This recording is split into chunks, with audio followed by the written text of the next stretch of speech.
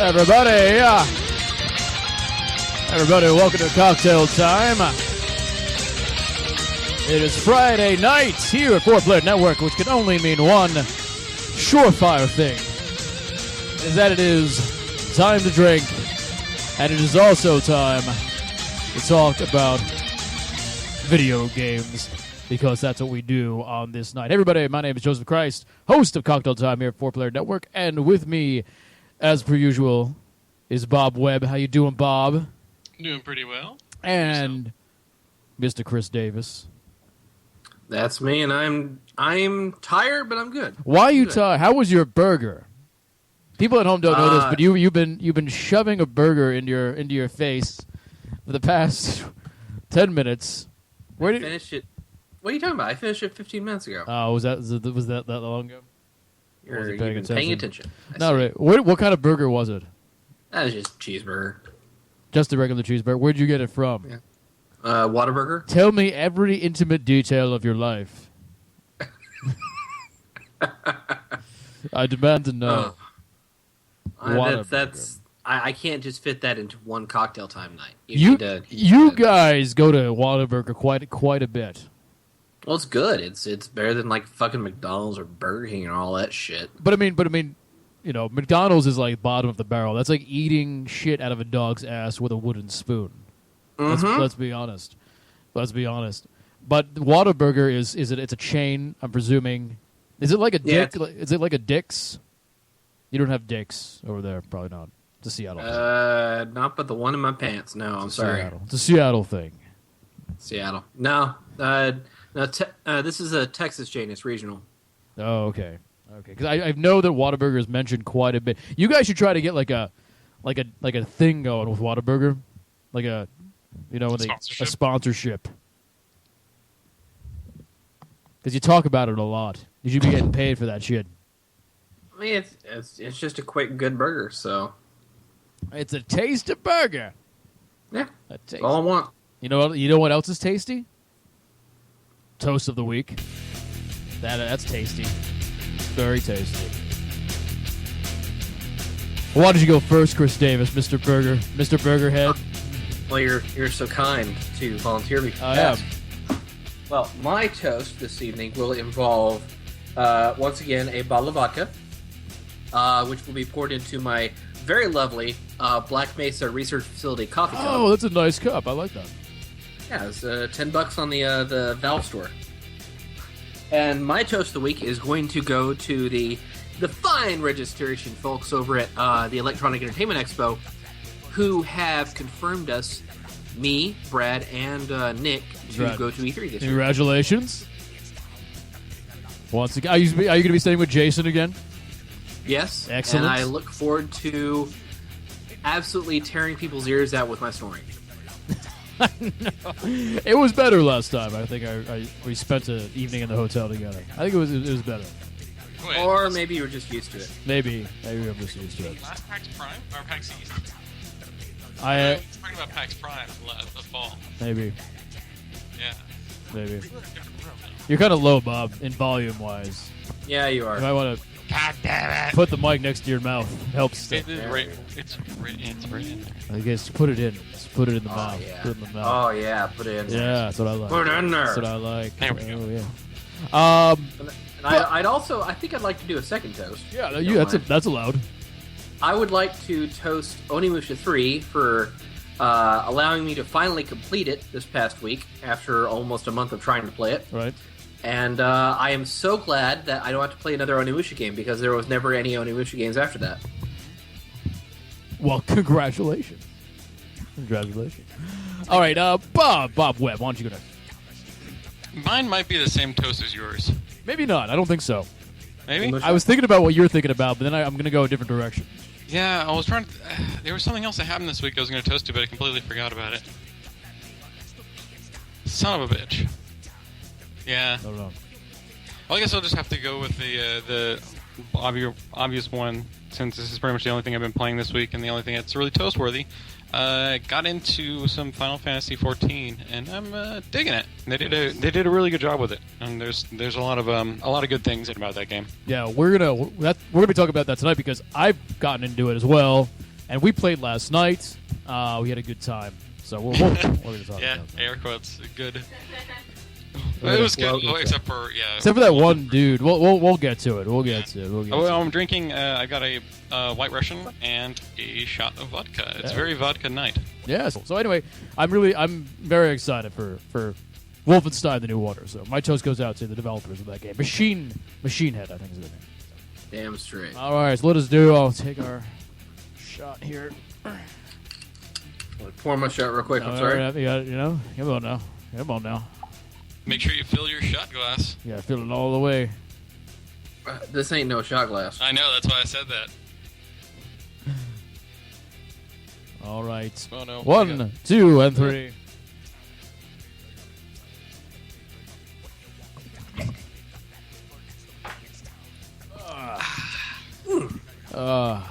Man, nice. Oh, Arch Craig's in chat. He is. So that's the thing. So we actually played PlanetSide 2 last week. Again, Bob and I after the show, and we had a great time. As I said in the show, it might have been the show that night or the one previous, but we're out of EXE. Arch Craig started. Yeah, that was that night. Yeah, Arch Craig started his own outfit called HMRD, which stands for Hammered or Hemorrhoid, whichever one you want to go with.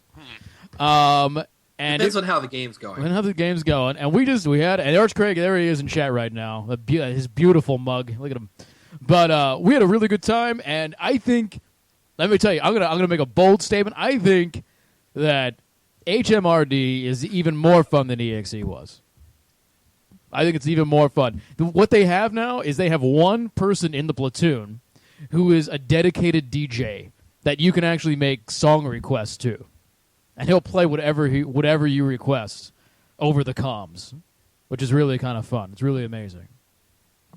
It's a good part of the whole thing. Hemorrhoids, which is sort of the Thor version. Thor gets hemorrhoids. That's a joke because it's a hammer and Thor's.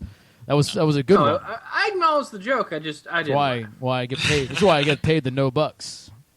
making great jokes like that. No, we had a good time. So we're gonna be playing again tonight after the show. So if anybody in chat is into the whole PlanetSide 2 thing, I would suggest if you haven't played for a while, you might want to start patching it up because there was an 8 gigabyte download and install. Well, they fixed it. Yeah, they did a lot of performance updates. There's a lot of new content. Smooth as butter. They refined some stuff, clean a lot of stuff up. It's great. They did a good job. They did good. So before we get into our big Final Fantasy 14 discussion, because I know that I don't want to leave Chris out completely. Chris, is there anything you? We're going to lose him as soon as we start mentioning. As soon as we start mentioning swords and bows and magic, he's going to tune out. He's going to completely tune out. So what I want to do is I want him to. Can the swords and bows and magic happen in a spaceship? My point is I want to make sure that when we get into that conversation, Chris Davis is good and sauced. So that's why he's going to go first. Yeah, there we go. Let's get that. I want him to go first. Well, I might as well start the process. Well, do you get a magical boner with that new trailer for the Dragon Age Inquisition? Oh my god, I'm so excited! The Dragon Age Inquisition. It looked pretty. Trailer is fucking awesome, and what's great about the Dragon Age Inquisition? I mean, it looks really good, and what I want to tell people, because I've had a couple of people talk to me on Twitter, and if you're not following me on Twitter, my Twitter is at @thejosephchrist. Someone wants to put that in chat, but I had a conversation with a couple of people on Twitter who I guess didn't see the 30-minute gameplay footage from PAX, I think it's PAX Prime last year, actually. Yeah, there was a huge chunk of gameplay. Yeah, and they never really showed any of that stuff really officially. So when they showed this trailer, someone talked to me on Twitter, and they're like, "Hey, I'm a little worried because it looks really action-oriented, and I don't want that out of my Dragon Age." And I sent them the video of what the thing, and I'm like, "Dude, do not worry." It is even more. It's more tactical than Dragon Age 2 was in some ways, at least for the console, because they're bringing the tactical view to consoles, where you can pull back, stop time, make your choices. It's full like Baldur's Gate, old style Baldur's Gate type of stuff. or you can just kind of go in and go close and do your sword thing. So if anybody's worried about how action-oriented it looked, don't worry at all. Because you can fucking pull that camera out, and it's like playing Baldur's Gate 2, which is fantastic. And I think, I know everyone feels kind of burned after, number one, the Mass Effect 3 ending debacle, and number two, just Dragon Age 2 in general, because I was on board for both of those things for the most part, especially Dragon Age 2, which I thought was... Well, Dragon Age 2 was still a good game. I think it was just... It was obviously a rush job, really. Yeah. I mean, it was very limited. Yeah, what they did. Totally, but I think they learned their lessons. I think it's going to be okay. But I loved it. It was really cool looking, and I got a Mass Effect 2 vibe from it, like the trailer. Yeah, a little bit. Especially the music. The other thing about the music in all BioWare games, all the music is kind of the same. They use that like do do do do do do, that little thing, and it's like the music. If we play the music from the trailer for Mass Effect 2 and the music for the trailer for Dragon Age Inquisition next to each other, they're actually really similar. I should try that. I wonder if it's the same composer. Probably. Yeah, probably. So, but anyway, I was excited about it. Did it? Was your Grinch heart affected at all, Chris Davis, by the Dragon My Age Grinch heart. Yes. Did it grow 3 sizes that day, or is it still? Just because it doesn't take place on a spaceship or has me fighting, aliens, doesn't mean I may not like it. Right. I came this close to buying Dark Souls 2 this week. You realize that? Did you really? That's a big move for you. But see, at least things something like Dark Souls 2 is dragon oriented. I'm dragon oriented. Sorry. What the hell am I saying? I don't know Dark what you're Souls saying. You're 2. saying words, but not Dragon sentences. Souls and I know. There's too many D's. There's Dark deads. Age. Wait, there's too many. See, there's too many D's in gaming. There's dragons and dead and darkness, and I'm getting them all mixed up. At least I was going to say is at least Dark Souls 2 is action oriented, whereas Dragon Age Inquisition is sort of like paused tactical gameplay. And I'm not sure if that's your cup of tea. I think one reason you like Mass Effect 3 so much is because it's like playing Gears of War. With magic. With space magic. It's like Gears of War with space magic. That's... You realize you like... Fair. That's not fair. That's exactly what it is. Mass Effect 3 is Gears of War with... Yes, it is! No, it's... No. Yeah. Gears You're of drunk already. No, Mass Effect 3... I would say... Mass Effect 3 accurate. is Gears of War with space magic. That's what it is. You racist. Just no. You just don't want to admit it's true, but you know in your heart it's true. No. That comparison is only applicable for a portion of the combat. That doesn't take into account the exploration or the character interaction or the decision system. But I'm talking like about 8,000 other things. I'm talking about like the combat. I don't know if you play it for the dialogue trees. I think you are one of those people that clicks through them as fast as possible so you can get to no, I don't do that. No, I get the whole story. Okay. I'm surprised. Have you ever played a Dragon Age game? No, So you might actually really like it then. I watched my brother play some of 2, I just... No, play Dragon Age Origins. Play Dragon Age Origins. It's like, instead of like 3 responses to everything with a good and a bad one, there's like 7 responses to everything. It's so the conversational dialogue tree in Dragon Age Origins is probably the best one, the best modern one they've ever done. It's better than Mass Effect. It's better than Dragon Age 2. It's better than all that stuff. It's really good. Okay. It's really good.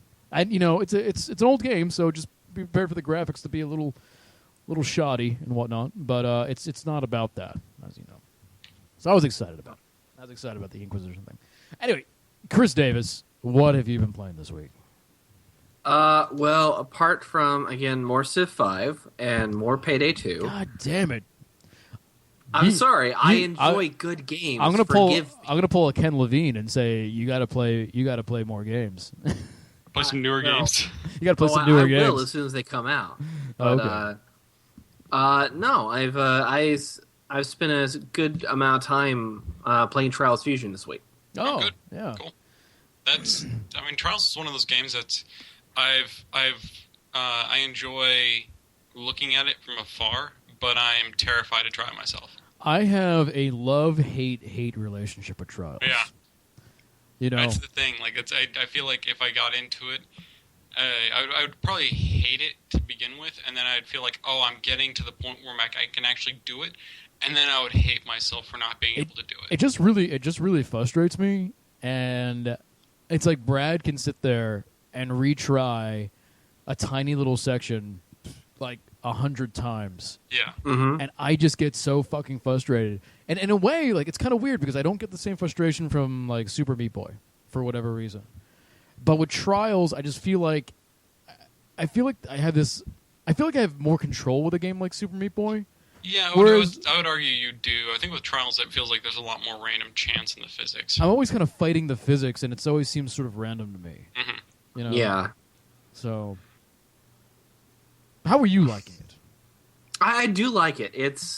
I don't like the presentation as much as Evolution because there's not as much variety in the level design, or at least the background. Right. But generally, so far, it's been fun. Brad was going on and on and on about how he hated the fact that when you fell into a hole, it automatically crashed instead of that's just fucking nitpicking. Instead of you being able to stay in the hole for some reason. You're gonna have to restart anyway. To thrash around in the hole and do nothing, and automatically reset you. I don't understand his complaint about. I think his complaint was related to the fact that he likes to explore the levels, and if he goes down there and it automatically crashes, he knows there's nothing down there to find without having to look for it. I don't know. You know what looked better than Trials was the Trials knockoff game on PlayStation Network. The Urban Trials. Trials. It looks awesome. I think Urban Trials looks better than Trials. How has Red Lynx not sued them into oblivion? I don't understand. Because that name is too close. They're making so much money. Like, why be dicks? Maybe maybe it's like it's not really.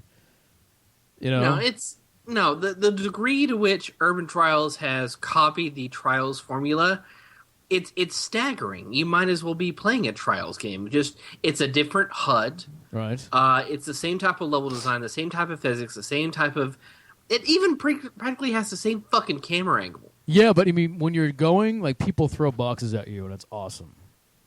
That's the difference. That's one gameplay difference. That's not nearly enough. But I mean, if you're going to say that, it's like, well, why doesn't the developers of Call of Duty like sue the guys who made Battlefield? I mean, at least they have different guns and they have different like mechanics in the multiplayer aspect. Yeah, I guess in terms of they didn't always. I guess it's they like always. If they copied each other's like leveling up system. Yeah. And it was exactly the same. Right. And they had the same weapons. Jaeger is saying that there was 1 million Flash games just like Trials before Trials was a thing. Yeah. I would say it was called Excitebike.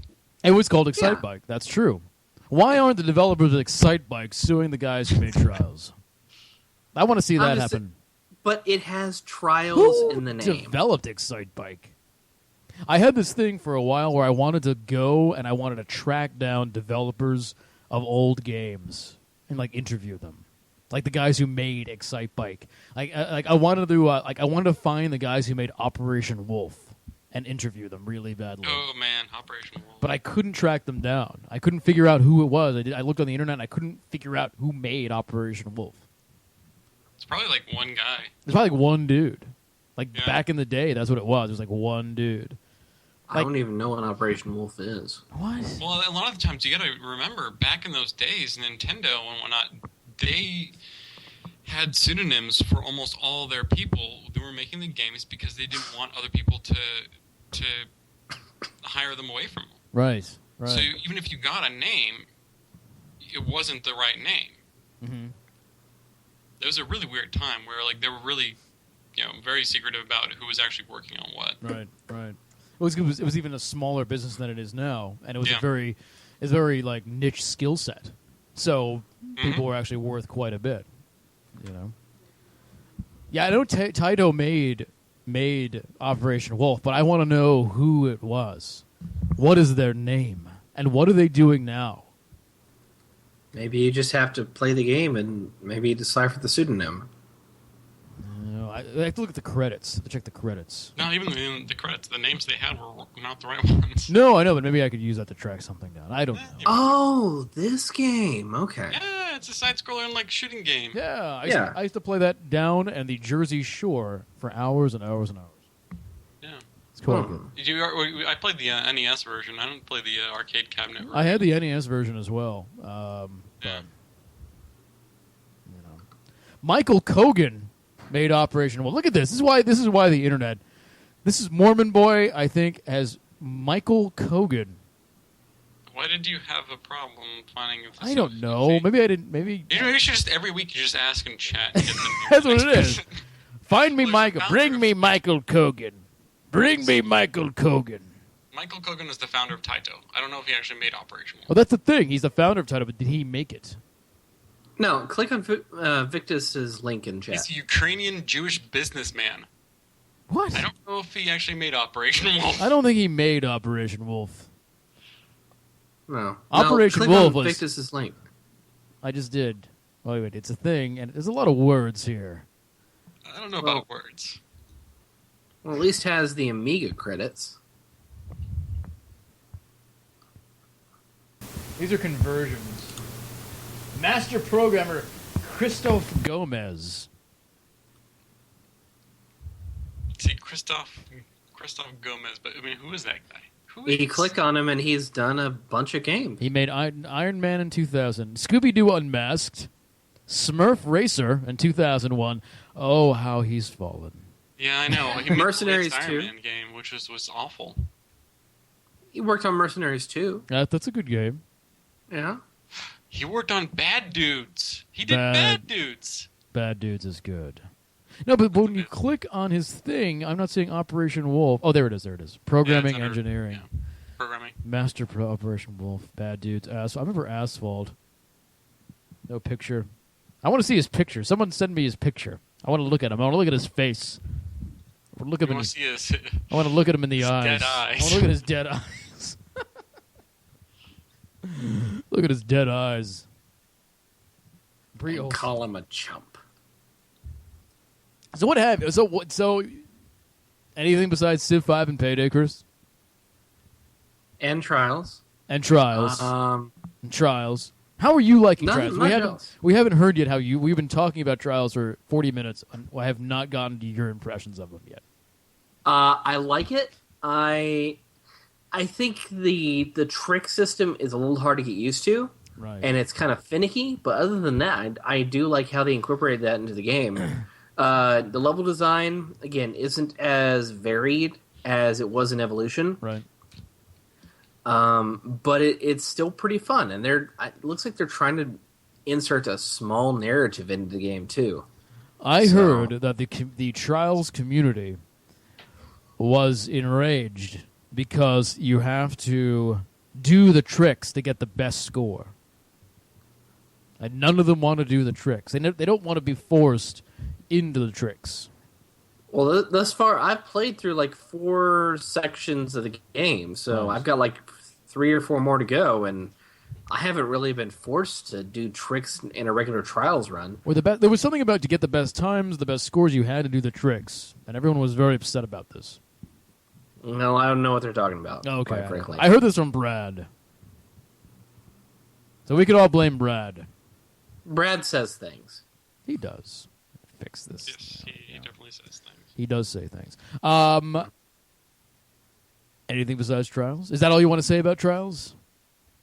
It's a good game. I think it's worth playing. I don't think it's worth the $40 price tag with the year of DLC. You know what it looks like? I was watching Brad play Trials. You know what Trials looks like? And I mean in terms of the feel and the aesthetic of the graphics and everything. What? It looks like XCOM Enemy Unknown. A tad? It has this. It is overly kind of glossy, and it's glossy, and the graphics have a softness to them. And when I was watching, I'm like, God, this looks like XCOM, Enemy Unknown.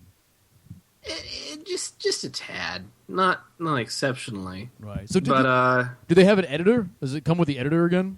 There is an editor, Good. and there's supposedly like 4,000 tracks at this point, at least good. on the Xbox One. My only major complaint is that the multiplayer isn't there at launch. It's going to be launching in a few months. Mm-hmm. And I think that's kind of dumb. That's weird. Why wouldn't they ship with that? Because the last trials had multiplayer right out of the box. Evidently, they took it. They took in fan feedback on the quality of the Evolution multiplayer, right. And they decided to build a whole new suite for that. So, that's fine. I'd rather they delay something and make it better than put out crap. Honestly. I agree with that. Yeah, it's a decent game. It's worth playing. I started playing XCOM again last weekend because if you have PlayStation Network, you get it for free.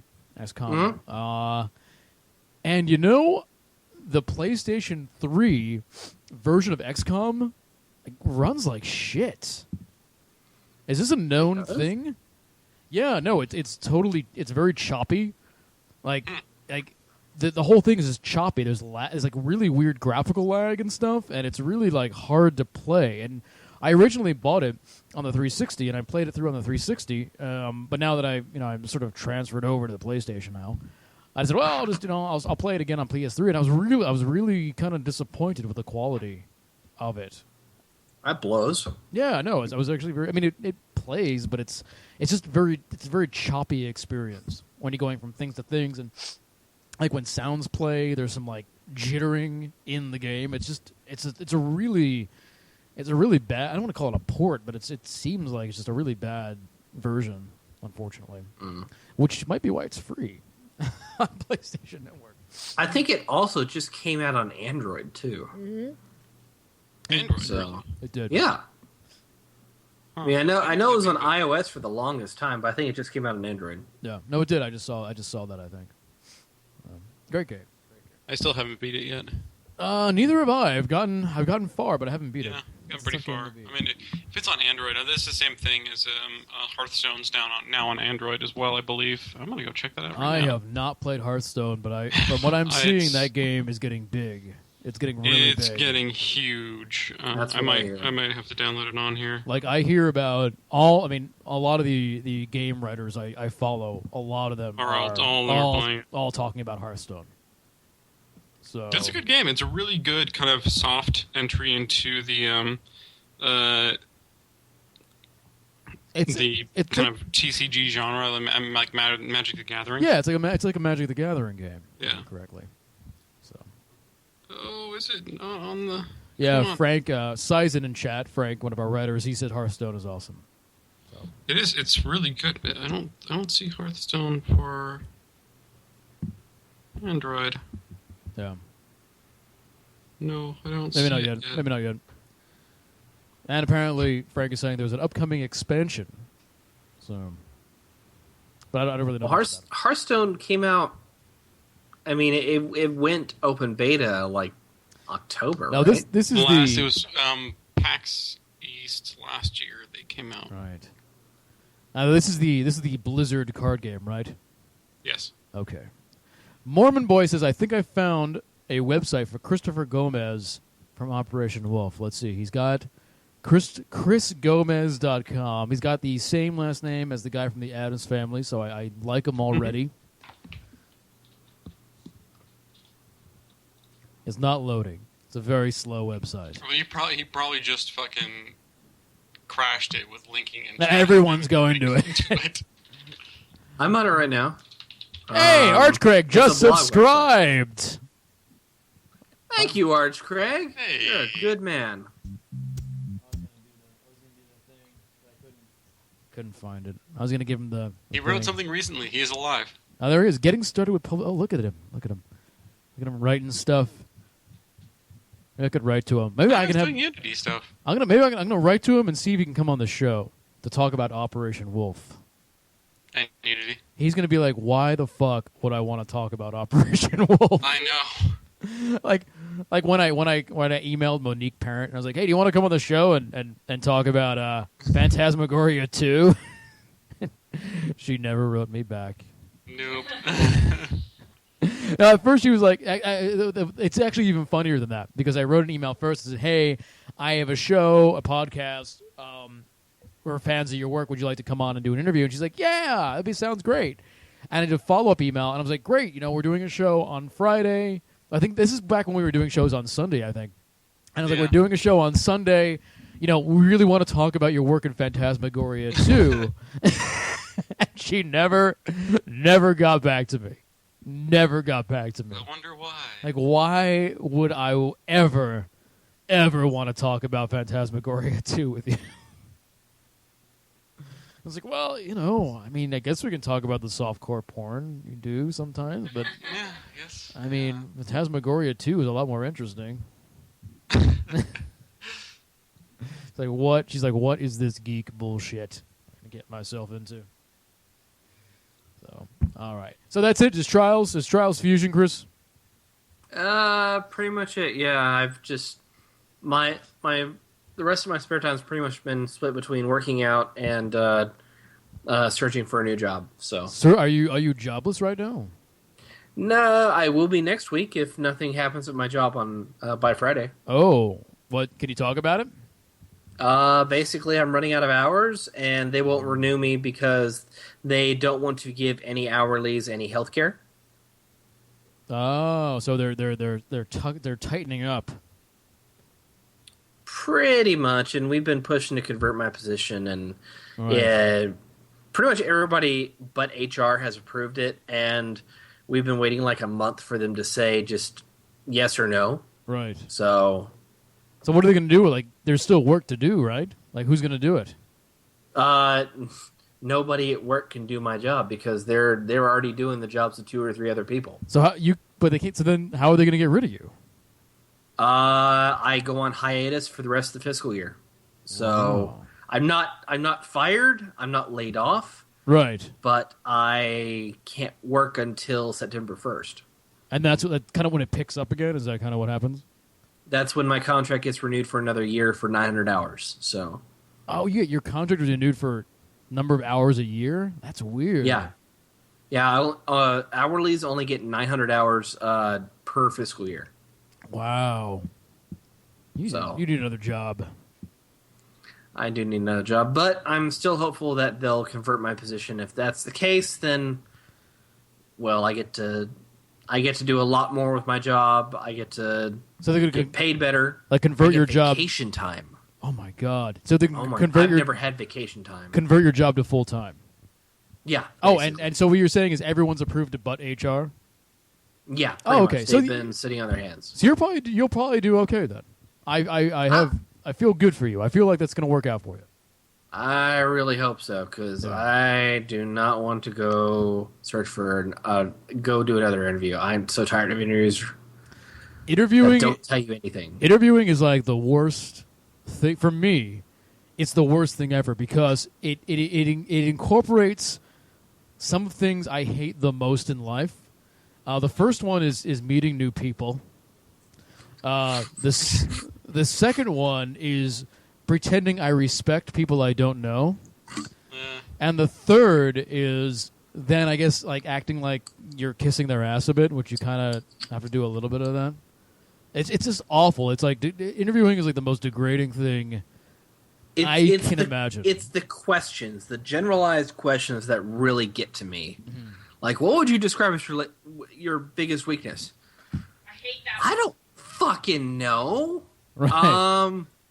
I'm willing to suffer and listen to this BS line of questioning if that helps. There's a great. You should just at that question. You should just answer honestly and say that I'm deeply into video games.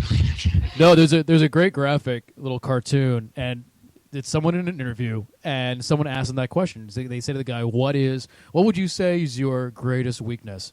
And he goes, "I think my greatest weakness is probably honesty." And the guy goes, well, I don't see that as a weakness. And he goes, I don't give a fuck what you think. My greatest weakness is that I have an 18-inch penis. Yes. And because of that, it makes me late to work constantly. It's hard to push the stroller that's filled with my giant dick. So it slows me down. Just say, your greatest weakness is kryptonite. No, you have to say something really awful and cliche and stupid. Like, what's your greatest weakness? Like, my greatest weakness is that I'm too dedicated to my job. That's what everybody says. I'm such a hard worker. Yeah, I work too hard. Yeah. Your greatest weakness is like, it's got to be like a fucking, I don't know, like a harvest combine, a combine machine. Right. Just pick up some like random bullshit where it's like a physical weakness, like cheetahs. Right. My weakness is when I try to fight a bear. I always do very poorly. That's my weakness. Rabid badgers. Yeah, what are you severely allergic to? Right. Yeah, that's nuts. Oh my god! Bee stings. These things. What's your great? No, My fight against gravity. My meth addiction. Probably my greatest weakness. They might frown on that statement. What's your greatest weakness? Well, I find myself very attracted to my boss's wives. It's always a problem. Can't keep my hands off them. My greatest weakness? Well, you big boy. Yeah. So then you just undo a button and give a little wink. Yeah. Like that. So where have you been interviewing? Like when a Chris Davis goes out into the world with his little briefcase and his jacket and his blazer and his tie, where does he go to interview? Well, it's been a combination of just other places at my college, other positions, Right. A couple retail jobs, and other education places. Right. So, And I'm presuming the retail jobs are the lower end of the spectrum, just the I need anything type of thing. well, I mean, I've up until I left up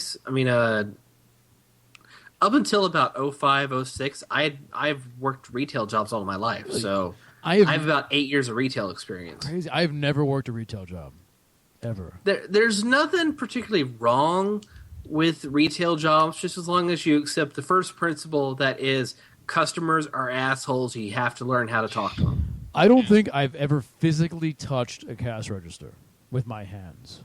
Me neither. No. I've always been in a situation in the position where doing so would get me arrested. Oh yeah, I mean like whenever I answered that question, it was my biggest weakness is I got sticky fingers. They would never let me near the money. That's right. Sticky fingers. I just got can't. sticky. They just get stuck to Sticky things. fingers. They call me sticky fingers. It's more of the sticky icky that I smoke before I go into work. If you know what I mean. Right. It helps put me in character. That's right. Well, I feel good for you, Chris. I think it's gonna work out. Well, I appreciate it. I am equally, if not more, hopeful than you. And then you'll have vacation time. Oh my god, I've never had vacation. I could actually, maybe in a year, if I save up time, I could actually pay to just go to E3 because of work I get paid for it, basically. and get paid for it. That could be amazing. Right. Because we know 4-player ain't paying you. Oh, they ain't paying me shit. Believe me, I know. I actually have negative vacation. You have negative vacation? If I actually have no vacation, I can take vacation and go into the negative.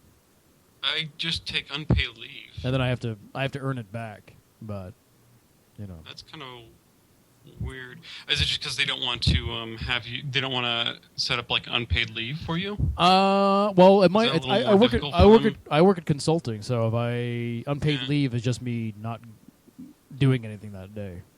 Yeah. You know what I mean? But you see, my job is they sort of fucked us with our benefits, because in other jobs, how it used to be in our job, we would have first of the year, boom, you get like a week of sick time. right? A week or 2 weeks of sick time just kind of dumped into your account or whatever it is. And then we would have to accrue vacation. And so every paycheck you get maybe 4 hours type of thing. They've stopped that. And now you have to accrue everything. They don't separate vacation or sick time anymore. It's all in one thing. So when the year rolls around, you don't like get you don't get sick days. You actually earn time that can go to either one. So if you can almost like get into a situation to where, you don't have very much sick time at the end of the year flips, you don't just get more sick time, and then you get sick, and you're kind of fucked at that point, which is unfortunate. So. It reminds me of one of my coworkers who he would report his vacation time, but for some reason HR never fucking. I think you talked about this either on the show or together. I think you told me this in GDC maybe. Maybe because he spent about maybe like in 1 year he spent 2 months in South America. Right. Just on vacation. Oh, we talked about this in GDC. I remember us walking down the block talking about this. Yeah. Yeah. It was like, oh, and he's leaving for another month. Like, wait, weren't you just gone like 2 months ago for like a month? What Right. What the fuck is going on here? He's like, well, I have another 4 weeks of vacation. He's like, well, I checked my account. Apparently, I have 3 more weeks. So here I go. Yeah. It's just what the fuck? You're like working less than I am, and I barely have any vacation. What the hell is going on? Yeah, it was still for some reason HR just kept fucking up and giving him more vacation. Like, he would report it every single time, saying, "Hey, I'm out, these times." Because we use a fucking database to report this shit. They shouldn't lose it. Yeah, he was being honest about it. Yeah. Oh man. But now I make my own vacation. Now you make your own vacation. Well, you're kind of. I don't make any money though. Yeah, you're kind of like, this is just kind of vacation right now. What's a working? It's a workcation. It's unemployment, is what it is. Yeah. That's what it is. I just like to call it self-employment. Right. Yeah, it's self-employment. At least until we make money. Yeah. Are you drawing unemployment? No. Okay. You're just using everything you got in your savings? Yeah. Well, I mean, Okay. I don't know, could I? You- No, I quit my job, and I'm not actively looking for work, so I Right. don't think I actually qualify for unemployment. you wouldn't qualify at that point. It's like if I would qualify for unemployment if I was fired and I was actively looking for employment. So I do not qualify. Yeah. All right, everybody. When Tetropolis comes out, you got to buy like 12 copies. Yeah. Well, I would maybe say when the Kickstarter comes When out. the Kickstarter comes around, That's going to be at that higher tier. There's going to be we're offering Carlos is going to be for the $100 tier giving out hand jobs. That's actually Carlos is the highest tier. He'll come to your house and give you a handy. That's Give what you a happens. handy. And if you tip him, he'll put a little avocado in his hand before you. Yeah. The green handy. The green handy. He At the calls it. $200 tier. At the $200 tier, we'll get Nick to actually finish a game of your choice. Right. Yeah. Oh man. Where's God. Carlos? He's in chat. That's what He was in, so we had to give him some shit. All right, let's do this. Take a quick break. Woo, that's loud. And when we come back, we're going to talk about Final Fantasy XIV: A Realm Reborn. And we will talk about the news and all that kind of good stuff. You're watching Cocktail Time live here at 4PlayerNetwork.com. We'll be right back.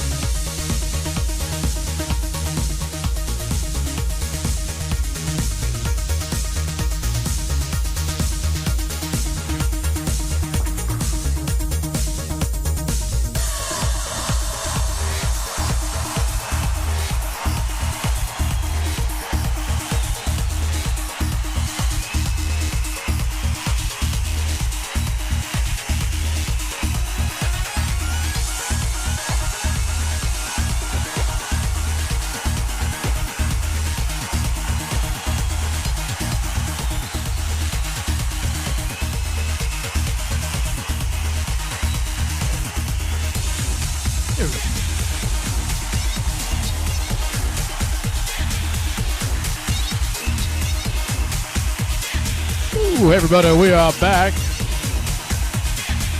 You are watching Cocktail Time live here at 4Player Network. We'd like to thank everybody who is watching us live over at 4pp.tv. That's on the interwebs. Especially want to thank our subscribers, people like Arch Craig, our new subscriber. People like Victor Sunis, people like Sci-Fi Chick. People like Reborn Revolution, Slade, Fat Rav, J52, all you great people. If you do like what we do here at 4Play Network, we do ask that you think about subscribing. You can do so over at Twitch TV for $4.99 a month. For that, you get no ads on our broadcast, no ads on our website.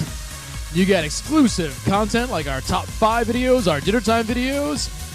You get early access to our video reviews, and you get a chance to be a subscriber of the month. And if you get chosen as subscriber of the month, you can choose what games are playing that month, and we will do a podcast about those games with you if you do choose. We also want to thank everyone else who's watching us. People like Farrakhan.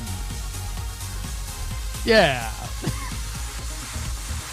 Carlos wants me to give him a shout out, but I won't do it. I'm no whore to Carlos. I'm not like Carlos is whore. This damn Carlos, you gotta whore. earn it. He's gotta earn it. He's gotta move them lips. That's what I'm saying. All right. Let's move on. Go ahead. But before we move on, you forgot to post this week in J52. I haven't gotten a new picture from J52. What? J52 hasn't taken a new picture in weeks, and I don't know what happened. The last one I got from J52 was around Valentine's Day, and then we missed a show, and then I put it up the following show, and I've not gotten a new one. Or seen, I have not seen a new one, because what J52 usually does is he puts it up on his Facebook, probably so his family can see it, and then I steal it from his Facebook account. But I miss it. I miss having a weekly shot of J52 to put up during the break. It's something he's been posting them. How am I missing? J52 has said he's been. Well, I'll have to go to his Facebook and grab a bunch. What the fuck? I'll have to grab a bunch. Maybe next week I'll do like a collage. Ooh. Like a J52 collage. The many faces of J52. The many faces of J52. I'll make a little Set it video. to some Enya music. Oh. Oh, this could be This could be beautiful. great. This could be really good. There's 3 I haven't used, so all right. Well, I'll get to work this week. My copious free time, as we know.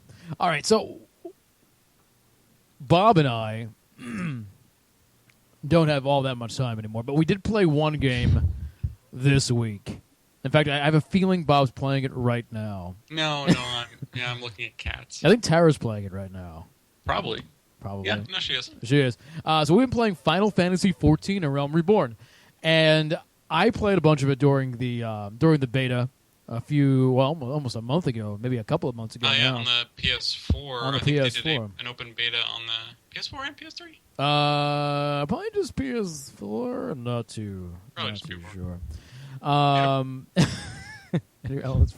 Current background. That's beautiful. That's a good one. See, I missed that. I totally didn't see that picture of J52. I did not see that picture of J52. I so would have used that in a goddamn second. Oh well. But so it's been released. It released on April 12th or April 14th, somewhere around there. And I've been playing it, and Bob's been playing it, and it's really good. So one thing about Final Fantasy XIV is, you know how all MMOs nowadays are like, we're not like your daddy's MMO. We're doing things differently. We're not doing things like the older ways. We're doing them new ways of doing the MMO. And they're okay. But Well, they say that, but then they end up doing the same thing. It's just Final a different Fantasy skin. Final Fantasy 14 embraces it. It says, you know what? Final Fantasy 14 is like, you know what? We're an old school MMO, but we're going to take every good thing that MMOs, that old school MMOs have thought up in the past 10 years and use it and throw it all into the same game. And it creates, what they did is made this game, a game that's kind of fantastic. It has, that carrot on the stick loot thing. It's fucking deep as hell. It's so deep. Like, they are feeding you game mechanics all the way up to level, 20, basically. Like, slowly unfolding all the mechanics of the game. Yeah, there's a lot of systems in the game. Tons of systems. I mean, there's different jobs. There's, 9 classes. And that's just combat classes. And then there's another 6, perhaps, crafting classes. And then there's three gathering classes. Yeah. And the great thing about this game is, you choose a starting class, of course, but anytime you want, you can just sort of switch classes, almost like the job system in Final Fantasy Tactics. Yeah, you can swap on the fly, as long as you're out of combat. Yeah, you can swap them on the fly as long as you're out of combat. And each class that you have, each job that you have, has a level associated with it. And it's like switching classes as easy as, you don't have to respec or anything. It's easy as switching a piece of equipment. And boom, change your weapon. That's it. You change your main weapon and you become the new class. It's really good. I mean, if you're into the old school dungeon type of thing, and it's got a deep crafting system that kind of reminds me a little bit of EverQuest 2, but not quite. It's certainly a lot deeper than Elder Scrolls Online. I mean, it goes way deep into stuff. Even the gathering itself, the act of gathering things out in the world to craft with, has a deep system associated with it. There's just so much in this game. It's hard to really wrap, a description around all at once. So I feel like I'm doing a bad job here in describing it. Almost. Because there's so much, right, Bob? It's hard to describe it in one paragraph. There's a lot to the game. It has, one of the things I really liked about kind of the JRPG formula was the kind of technical aspect of it, and the different types of. There's a sense of familiarity with, especially in regards to Final Fantasy and the type of abilities and spells you get that carry over between all the different games. I mean, the names of the certain spells all are the same, as well as some of the items and whatnot. That when you see eye drops, you're going to be running into enemies that are going to be blinding you, so you need to use the eye drops to be able to cure blindness and that kind of shit. So it still retains that familiarity that those older JRPGs had, while including newer, more modern concepts, especially in regards to dynamically creating groups to go able to run dungeons. And having specific classes that are geared to a specific role, like a tank, healer, or DPS. And they have, crowd control-based classes and shit like that, which are kind of really essential. And it the combination of the classes gets that really good feeling of synergy between, you do these things really well, I do these things really well. When we come together, we can just kick a lot of ass because we totally make up for each other's faults. And that's one of the things that really kind of kept me a lot in playing a lot of the older MMOs was the fact that when you group with people in the social aspect of really balancing a really good team, just have it come together. It feels fucking awesome because you can do some really cool shit. We had a horrible tank last night. Horrible tank. Oh my god, we did a level 15 dungeon. I'm actually quite ahead of Bob at the moment, but I can do lower dungeon. It just sinks my level, which is kind of nice. You just sink down. I mean, it's just like EverQuest 2. They pulled that from EverQuest 2. Mm-hmm. That you could sink down to any level and be able to do any content with your simple concept with your friends, which is great. Yeah, you can always play with your friends. Doesn't matter what level you are. Yeah. Isn't it nice? Yeah. But so we had this horrible tank. He was the worst. This was basically a tank who never used his taunts. Yeah, could not taunt. He would get 2 aggros on him. He would start fighting. Bob would heal once, and the aggro would go right to Bob, the healer.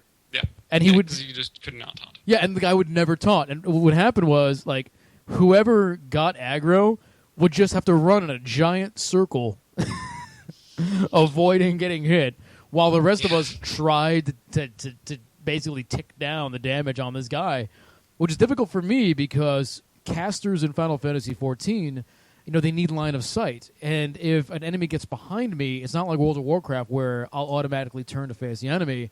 Well, as you're casting, you'll turn, but as soon as you start to cast, you'll stop. Yeah, and so it'll interrupt my cast. Yeah, so if I they get was behind you, you can't see them. So I was trying to cast, and I'm like, Bob or Terra, just stop running for a second so I can get something on him. But, well, just by the virtue that you could actually crowd control and sleep some of these ads that we got through to the boss. But when the boss came around, we were fucked. Well, there was way too many ads. I couldn't sleep. All the ads. I don't have an AOE sleep. I think later on I get an AOE sleep, but right now I had to sleep individually, and I literally could not sleep mobs fast enough before I ended up getting aggro and started getting interrupted as well. Yeah. So, you know. But it's one of these things where like they keep taking aspects in this game. Like I recognize I played a lot of MMOs throughout the years from the very beginning, from like MUDs, from Ultima Online, from EverQuest, all that bullshit. I played them, so I recognize these aspects that they pulled through into this game. Like they pulled aspects out of like the World of Warcraft. The more the kind of like group finders, being able to queue up to a dungeon anywhere in the world, being able to I'm just kind of loot rolling, being able to roll need, greed, pass based on your class and it'll restrict you so you can't be a dick. These kind of little things that are like really essential that a lot of like ESO is one of the prime examples of a modern MMO that did not learn from the predecessors. Like ESO is a failure, as far as I'm concerned, as to what they're on their execution. They're a failure because they did not choose to learn from the lessons that World of Warcraft learned, or Warhammer learned, or EverQuest learned. Like they are making these mistakes that all these other earlier MMOs made, and they learned from them and fixed them. And ESO is just is a mess because of it. Yeah. It's such a that was the last these are the two modern MMOs that I played, ESO and Final Fantasy XIV. And Final Fantasy XIV, when it first came out, I didn't play it when it first came out. It was supposedly really bad. And when it relaunched, it's really good. Yeah. They did a really good job on the relaunch. This is my only point of reference for it. Yeah. And it's good. It's really good. But if you look at ESO's a beta, and it's broken, and there's so many systems that don't make sense. That really don't make sense. I think my biggest problem with ESO, especially since I've been playing Final Fantasy, A Realm Reborn, is it's this complete lack of depth. I mean, when I get into A Realm Reborn, I feel like, man, there's like an ocean of things I can do right now.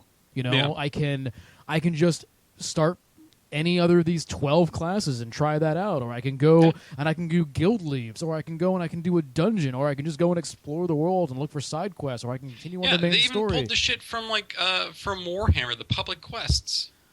Or the Fates? If you're more familiar with Rift, it's like the Rift events. You mean the Fates? The Fates? Yeah, the Fates. They're called Fates in EverQuest 14, but they were public quests and Rift events in two different games. Yeah. So they're it's a concept that existed before, but it's another option to level.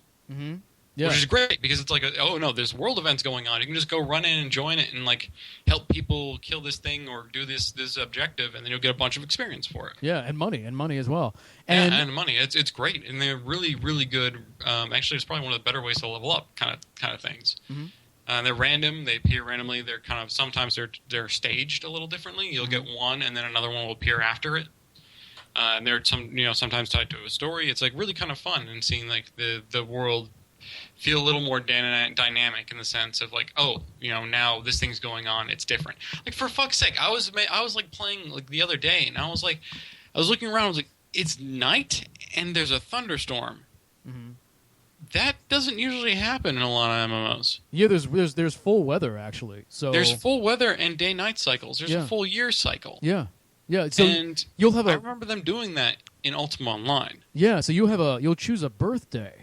And I'm wondering what happens when your birthday comes around, because I don't know, and I haven't looked it up. I don't know. But you definitely, when you make a character, you choose a birthday. So I wonder if you get a special thing or something. I fucking remember, even with EverQuest 2, I believe there was certain EverQuest had a day-night cycle, and I don't know if EverQuest had weather as well. But I know Ultima Online had weather, and these were these were the people that were just at the forerunners of graphical MMOs. They were doing all these concepts. And if you look at World of Warcraft doesn't fucking have weather. It doesn't have day-night cycles. I thought it did have day-night cycles. No. Really? Oh, I thought it did. No. Okay. No. Okay. And there's things that they did in games like EverQuest where they would have certain NPCs would only spawn at night. Oh, okay.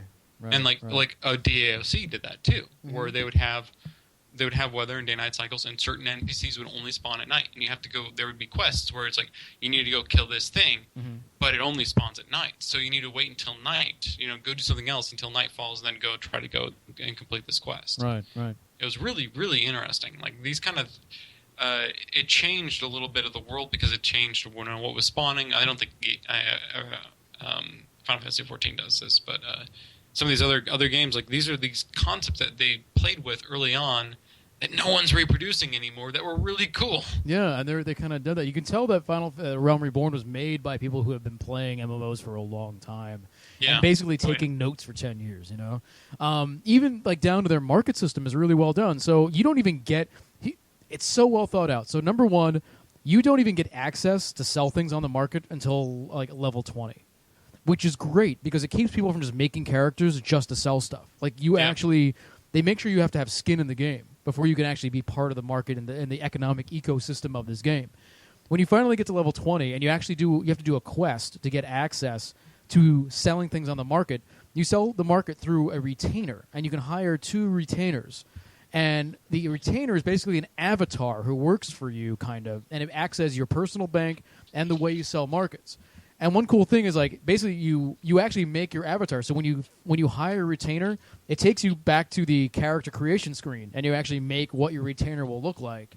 And then when you call your retainer, they'll actually show up, and you give them a name and all that kind of stuff. Well, what's really cool is that what that means is, like, when you sell stuff on the market, the name attached to it is not your game name. It's whatever name you give to the retainer. So they offer some anonymity there, so that if they want to keep people separate a little bit when in terms of exchanging that kind of money and stuff, which I think is a really smart way to do it. But it's really cool. So then when you want to put things on the market, and I just started, I got some loot from being on some dungeons, and then I I started a crafting skill class today. Excuse me. And I started making stuff that I could put onto the market. And you give it to your retainer to put on the market. You put it on the market, and then before you put it on the market, before you price it, you can look and you can see what is it selling at right now, And then, of course, I just undercut everybody. So everyone's selling like this thing at like, oh, if the lowest price is like 150, I'm like, all right, I'm going to sell it for 145. I'm like the Walmart of a Realm Reborn, But it's cool. It's like, and you can only put I think 20 items on the market at once, no more than that. So you can't really flood the market, with like tons and tons of little things and whatnot, which I remember people used to do in some old MMOs when they didn't have that type of restriction. But it's really cool. And then there's also there's a tax that's involved with each city. So a normal tax is 5%. So the city takes 5% of whatever you make. Selling an item, and sometimes, and I'm not sure how it really works in the world and how this system is instituted, but there will be times when the tax gets lowered in certain cities. So there'll be times when Ul'dah has a 3% tax instead of a 5% tax, and people will put more items into that city. And I wonder if it goes when there's more items in one city and less in another. They lower the tax in that one city so that people will put items there. And also, when you sell items, it's not world. It's by city. So if I'm selling items in Ul'dah, they're only available in the market in Ul'dah. I have to go to, if I want to find other stuff, I have to go to Limsa Limanza, or whatever it's called. And there's other items there because people will put stuff there. So it's even like the act of putting things up for sale in the game is deep and also well thought out. So... But yeah, I'm enjoying it. It's definitely fun. It's an interesting game. There's a lot of elements to it. I like the dual classing system. Like there are classes and then there's jobs. And the jobs are like a specialized like your specialized class. And it's like you start with a conjurer. Conjurers are basic healers. But if you get a level 30 Conjurer and you also subclass, and you use class in anything you want, but you get your Arcanist or is it Arcanist's class up to 15, then you can actually get the White Mage job. And the White Mage is like your Uber healer. Right. So, like, for me, I'm a Thaumaturge right now. If I want to become a Black Mage, I have to have, I think it's level 20 or level, I think it's level 30. 15. It's usually 30 and 15 combos. Yeah, so it's level 30 Thaumaturge and level 15 Archer is what I need to have. And then I can actually become Black Mage at that point. Yeah, and you can also pull in skills from the other classes you have. So as in, I'm dueling between right now a Conjurer and Arcanist in order to become a White Mage. I can pull in Arcanist abilities as while I'm playing a Conjurer and vice versa. Mm-hmm. And it's specific. It's set to specific abilities. There's a set you can choose from. Right. But I can now cast Protect as an Arcanist, which is kind of I wouldn't be able to do unless I had those levels in Conjurer. So it creates a really good balance between the specifying which class you want to play, like kind of mix up you can do between the two different classes, and it's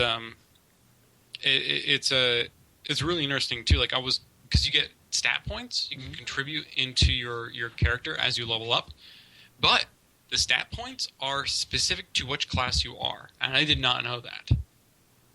So really? if you're leveling up and getting some extra stat points, and like as an example as a Conjurer, I'm putting it into Mind to increase my healing potency.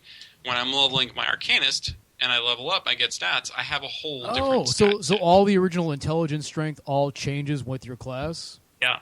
Oh, I see. I wasn't even paying attention. It's entirely different. That's good. So you don't have to respec. It's just No, an you instant. won't have to respec. Like if I wanted to, if I have a really high Conjurer, I'm a really big healer, I'm putting everything into Mind, then I decide, fuck it, I'm gonna tank. I'm gonna go get a Gladiator. The stats are entirely different. Nice. See, I didn't really notice that because I was worried. I was like, wow, man. Like I'm putting not to respec. It's all different. I'm putting all this stuff into intelligence. That might mean I'll be a crappy tank, but I'll tank anyway. But I didn't know it brings it all back down to baseline. No, it's all so segregated. good. It's so good. It's fucking nice. You only need one character. That's the best part about this game. You only need one character. Yeah, you don't need alts. You do not need an alt. No, even if you choose a character that starts out with the Mind stats really high, like it doesn't matter. I chose a character to gear him more towards healing. Mm-hmm. It doesn't matter. Like at the end game, I think it's maybe like a 1% difference or less between someone who chose starting a character that was more geared towards tanking or something like that. Hey, no, this is so good for me because I was always a person that never had alts. I didn't like having alts because I like having a main character and playing that character, and I would get invested. Whereas I knew people had like 8 or 9 alts, and I was like, how do you do that? I just can't spread myself out that way. This is perfect for me because it allows me to explore the entirety of the game while still like being attached to this avatar. And I should add, my avatar is really cute. Mine is adorable. Evelyn Sardu is very cute. Batable Underfoot is very tiny. He's very tiny. It's very tiny. Bottom Spank is tall and skinny. Mm-hmm. Of course, Tara. Every time she goes to whenever she creates a character for an MMO, she always has to go with a fucking ridiculous name. And her character for this game is Pew Pew Bottom Spank. Pew Pew Bottom Spank. Yeah. Yeah, we joked around with Pewed My Pants, but I don't think they'd let us. Pewed My Pants. That's nice. Pewed My Pants. She's an archer. Pew Pew. Yeah. I know. Her character for World of Warcraft was use a gaijin, as in like you're a gaijin or you're a foreigner, or like you're a like a really kind of weird. She was a troll hunter. She's like she wanted to get that kind of reggae feel vibe to it while just being self-deprecating. Right. And of course, she has to have a really stupid name. Now, I always see I saw Joffrey Lannister. Because you have a first and last name. Oh, really? Was there a Joffrey Lannister? There's a Joffrey Lannister. Of course. You'll see lots of Major Wood and whatnot. Major Wood, yeah. Oh yeah. Mike Crotch.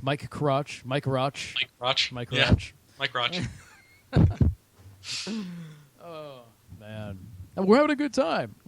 I would recommend it if anybody wants. And exceptionally, what it really does? It really scratches that deep RPG itch. Yeah. That and one thing we didn't talk about is the controller's fucking good. Yeah. So here's one. And it's cross-platform. Here's one thing that's really cool. Two things, like Bob just said. Number one, it has controller support, and the controller support is awesome. Like, especially on the PS4, using the PS4 controller it's really well done. And I feel like, I mean, it's not as accurate as a mouse and keyboard, but it's close, and it's much more comfortable. Well, I am playing on the PC, and I'm using controller. Oh, really? Because I can just recline and play with that controller. Like, playing an MMO for hours on a keyboard and mouse, that gives me carpal tunnel. Yeah. I don't. It's a bit rough for me. And being able to kind of like lean back and just have like a controller, really nice feeling controller. I got a really nice wireless Microsoft controller. Yeah. And being able to use that is fucking awesome. And I can heal just fine with it. Yeah, and you're a healer. If I was in a bigger group where I was a little more concerned, I had tighter, I had to be able to pay more attention, like quickly switch between targets, I'd probably switch to keyboard and mouse, and I can do that. You can even do that on a PS4. Yeah, so on the PS4, you can just plug in a keyboard and mouse into the PS4, and you can do it. And like you said before, it's cross-play. So when I'm playing the game, Bob has it on PC. I have it on the PS4, and we're playing on the same server in the same game. Yeah, we were grouping last night. You were on the PS4. I was on the PC. It's awesome. I know. Which is fucking great. And there was no like weirdness where like I was lagging and Bob wasn't. No. Like you couldn't tell there was any difference. No, it's flawless. Like they did a really good job in this game. Like I am amazed. Like this is the next generation of MMOs. Like this is, as far as I can tell, this is the only MMO I know of that's cross-platform on the next generation hardware and PC, and it's using like both controller and keyboard support on both consoles. Like it's really comprehensive. So apparently, what MGS2 Master is saying that people on the PS3 can join in on the same server as well. Yeah, no, it's PS3, PS4, and Xbox, PC. or I don't know if Xbox does it, but PC. Right. It's probably probably not Xbox because Microsoft's not going to do that. Yeah, this is not on Xbox.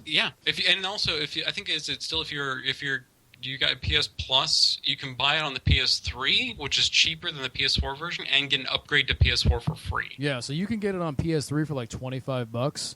Yeah. And then upgrade for free to the PS4.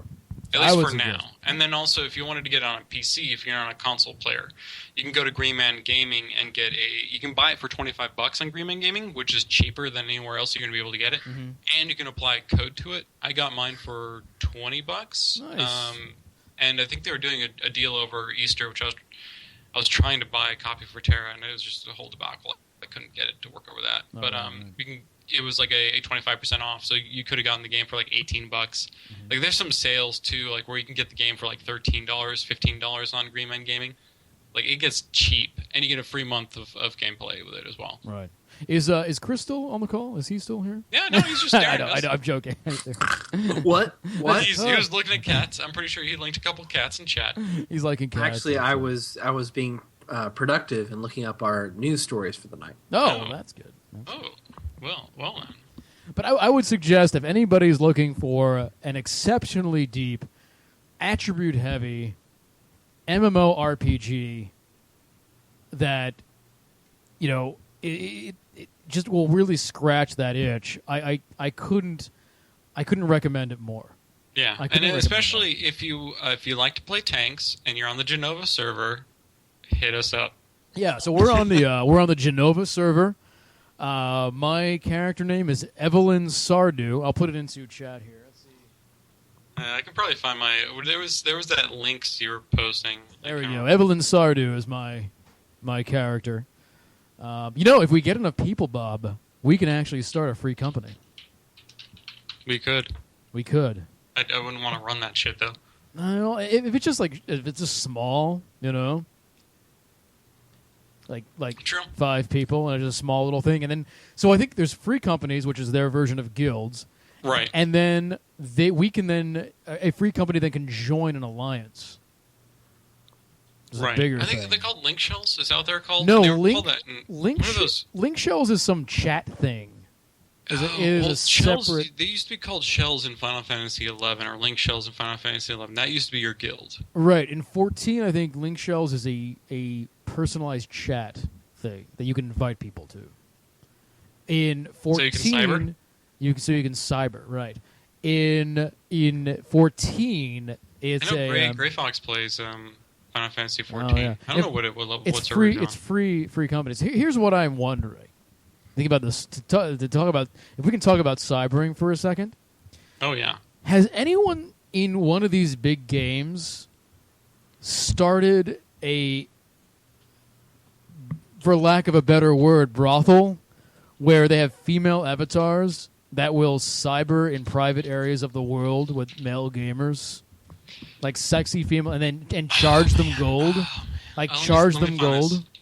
What I was thinking is we get a brothel, and we can be male or female, I don't care, but you have female avatars, sexy female avatars, and we charge male gamers gold to cyber with them. And we'll take them to a special place. Well, you know what? There is housing. Player housing in Final Fantasy XIV. So we get a brothel, and they come to the room, and you get down into your skivvies, and then you can cyber with them for a certain amount, and you charge them gold, of course. I want to start that guild. I want to be the pimp.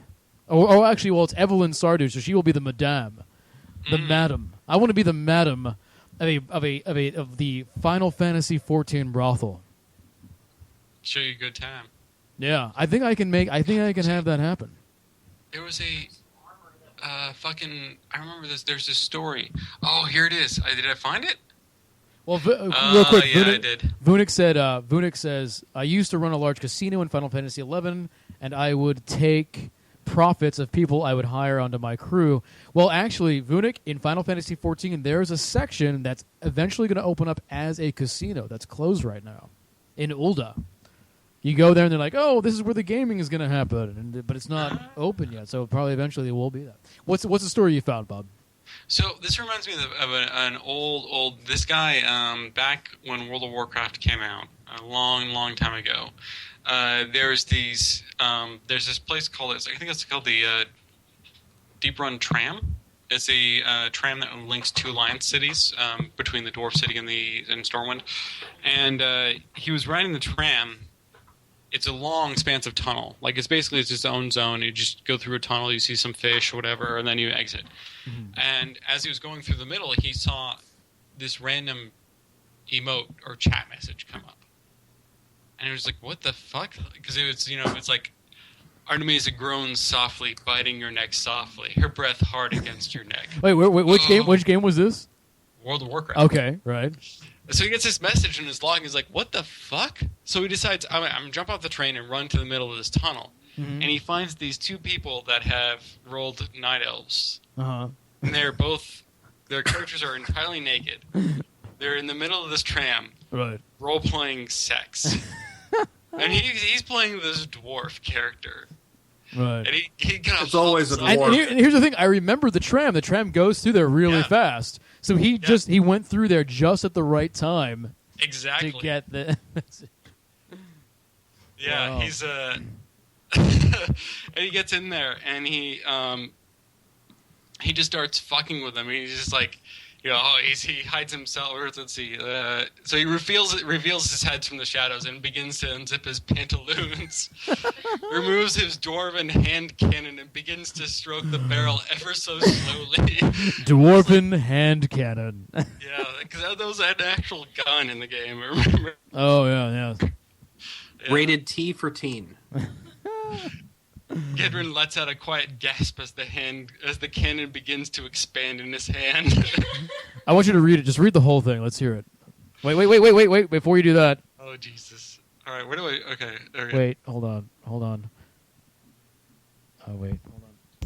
There you go. There you go. Let's hear it. Just go from the top. So, at first, the site struck me with some skepticism. Being from a PvP realm, we didn't generally see naked characters bent in front of each other in the middle of nowhere. Nonetheless, the situation quickly revealed itself. Artemisia groans softly, biting your neck softly. Her breath hard against your neck. Oh, not very creative. I couldn't help but chuckle a moment and retreat back to the shadows from which I came. Had they seen me approach? From the look of it, no. So I watched intently. Artemisia groans softly. Oh, that's what I just read. Inotep smiles and his fingers move in a circular motion. Sounds like someone's enjoying herself. Artemisia squirms against your hand, softly whimpering, maybe. Inotem smirks and let a finger slip inside you. At the same time, he leans forward and kisses you deeply. Artemisia's gasp is muffled by the kiss, and her nail sticks slightly into your arm. That's not playing fair. Inotep grins and withdraws his fingers. My apologies. Intrigued by this fantasy role-playing experience, I felt like it was my duty to perpetuate the general merriment of it all. So I gathered my composure and began to engage in my own role-playing theatrics. Gedren reveals his head from the shadows and begins to unzip his pantaloons. Gedren removes his dwarven hand cannon and begins to stroke the barrel ever so slowly. Gedren lets out a quiet gasp as the cannon begins to expand in his hand. Artemisia growls menacingly at you. Inotep growls, you need to leave. Oh crap, somehow they caught me. I was role-playing hidden in the shadows. How did they find me? So I did what any self-respecting pervert would do. Hide! Gedren tries to disguise himself as a tree and makes crow noises. Unsuccessful with my attempts to roleplay, I figured what the hell, I might as well just start Dwarven Sandwich while the getting is good. So I charged in gropes ablazing. Gedren gropes Inotep. Whoops! Gedren gropes Inotep. Whoops. Yar yar, hump hump. Don't run, lass. Nar great Gedren are here to please yar. Oh, Jesus. Oh, man. Inotep says, you, sir, are a dirty bastard of a dwarf, and I hope your mother is raped by a troll, and then killed and brought up by the ranks of the undead, so that I may kill her myself. Good day, sir. A dirty bastard of a troll. Oh, Jesus. Jeez. Some people get way too in this bullshit. Oh, man. All right. That was good. I like that. Yeah, that was a classic. Reborn was not impressed with your narration, I should mention. Huh? Reborn was not impressed with your narration. Oh, I'm not very, I'm not narrative. I think she's You're a programmer. You're not a story guy. I think it lacks passion, is what I think. Well, I need to come up with them different voices. I didn't really know which one was a male and which one was female because they both have strange names. It doesn't matter at that point. That's true. At that point, it's just a technicality. Probably two dudes anyway. It was probably. It's because women don't exist on the internet. I am confused. I mean, you have that PvP opportunity. Why didn't, when you were all said and done, why didn't he just kill him? Well, because they're there's on the same realm. Yeah, there's probably Same not. side. There's only PvP areas and PvP realms. Yeah. It probably wasn't a. It was probably a role playing server. Is probably what it was. It's probably they are combos. It was Davis. I've dabbled. Eve, right? Dabbled. Eve. No, Okay. Face of Probably Mankind. your soul. Right? Face of Mankind. never heard of Face of Mankind. I've heard of it. I know. That's a strange one. I know. Remember that one? I don't think that one ever actually made it to release. I think I was in the beta. No. Wasn't it like a space MMO where you could change the world? No. It was a weird. It was kind of weird. It was. I can't remember it. It had now. a Deus Ex feel, but it wasn't. It never made it to release. It made it to beta, and then it never really got any further than that. I was talking on chat a little bit to Aaron. They made a post on Friday, April 18th. For Face of Mankind? Yeah. Really? They're still doing that? 2014. Oh my god. They're still trying Are to they put that up? kickstarting it? No, they tried to kickstart it. Oh no, it was funded. It was kickstarted. Oh my god, Face of Mankind is coming out. It was kickstarted last year. I was in the beta. Let's see. Let me think. Probably in 2003 or 4. Wow. Yeah, I five. played that because I was on a 56K modem in 2000. That was around the 2 or 3. time when I was playing Anarchy Online and the original PlanetSide. It was actually. I'm sorry. It was before the original PlanetSide. So I was original PlanetSide beta. I was in the original beta for Planet. Oh for the yeah, original I was in that beta too. And I got like I want to say that beta was 2003. 2003. Yeah, it probably was because I moved to Seattle in 2002. So it was about a year later. So, Yeah. Yeah. Ah, we're old. Yeah. We're old hats, Bob. We've been down that old runway. Oops. Yeah, they got kickstarted, and it looks like they're actually working on this shit. Wow, Base of Mankind. According They to had the some good rewards, it ideas. said it was supposed to be the beta was supposed to start in February. They had some good ideas. The beta was supposed to start in February? That's what it says. It's the thing is, like, Something you just jump into. no, unless they have veterans and a very large team, and MMO is a bad choice Yeah. for And a small stuff. marketing budget. That's the most important thing. I mean, you can come up with some of the greatest ideas in the world in your MMO, but if people don't fucking know about it, Well, the thing, you know, comparison to WoW, No, for as example. long as you have a really dedicated small community, you can support it. well, the thing is, yeah, you can. So Bob is right, actually. So World War II Online, which is now called Battleground Europe, I think, is still around, and you know, it's when you play like something like PlanetSide and try to go. I used to play World War II Online a lot. I was addicted to it back in many years ago, and I used to play it all the time.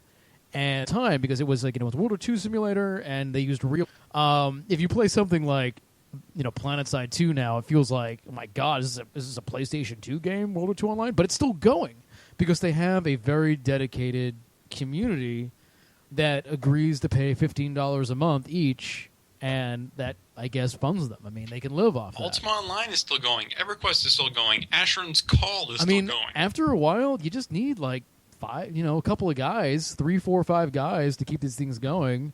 And I think at that point, you have your server costs, and they make a modest living, and they keep it going as long as they can, and that's fine. I think this kind of brings me to a thought I had earlier today, and it's like a lot of people, they want to make video games because they think, oh, I'm going to make the next Call of Duty or whatever. I'm going to make $1 million. I'm going to be the next Cliff Bleszinski, and a lot of people, like me included, I just want to make a moderate living.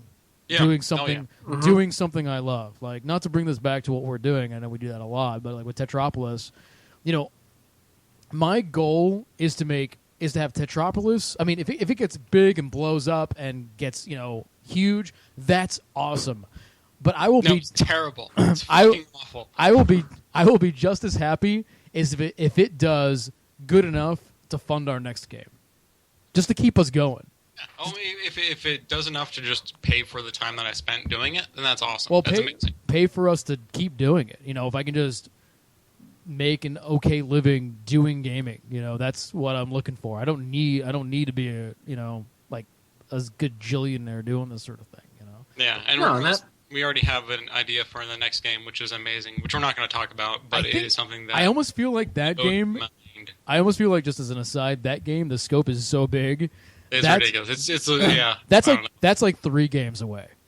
It's a Desert Strike remake. Just admit it. Yeah. It's actually Bad Dudes 2016 is going to be the title. Yeah. Oh no, it's Operation Wolf. Operation Wolf 2016. 2016. Yeah. It's going to be using the Wii. Not even the Wii U. It's the Wii, and it's a rail shooter. Yeah. Instead of being like a side scroller, we're gonna take it into the third dimension. It's going to have Oculus Rift support. Yeah. You know what? You know what's funny? If they would have released Operation Wolf for the original Wii as a rail shooter, I would have bought a Wii for that shit. I totally would have bought a Wii. What if it was on the Nintendo eShop? Victor Zuna just said it's a Metal Gear Vania. Metal Gear Vania? No, don't you get us started on that. Metal Gear. We will totally own that shit. We will totally make something like that. Gear Vania. Fucking Shadow Complex. Mm-hmm. No, 100%. Yeah. Game. Shadow Complex is fucking amazing. Yes, it is. And now Fuck. I just And want Shadow Complex 2, the document can't justify wasting the time on it when they're making so much money on iPhone games. what have they made in iPhone games? Like, what has been? I don't know. Because I mean, as far as I know, it seems like Shadow Complex was their most It's the most well-known console. their most well-known game. But it's let me see. So Chair Entertainment. Maybe, yeah. So Chai Tai, Infinity Blade. That's Chai what they- Tai, I wrote a piece, an editorial about Operation Wolf for 4Player called "Remembering Operation Wolf," and you guys. I remember that post. Yes, actually. it was a great post. It talked about my childhood and Operation Wolf. Look it up. It was actually one of my. There's a few pieces of 4Player work that I've done that I'm very proud of, written work, is an open letter to Mario and remembering Operation Wolf, which I think are good ones. Pilot from the Mass Effect series, a Flappy Vania. Nice. Flappy Vania. Flappy Vania. I think we should move on to some news. What do you think? Okay. All What's right, new? Chris, Dave. I'm thinking I need music for the news segment. I need to get some music for the news.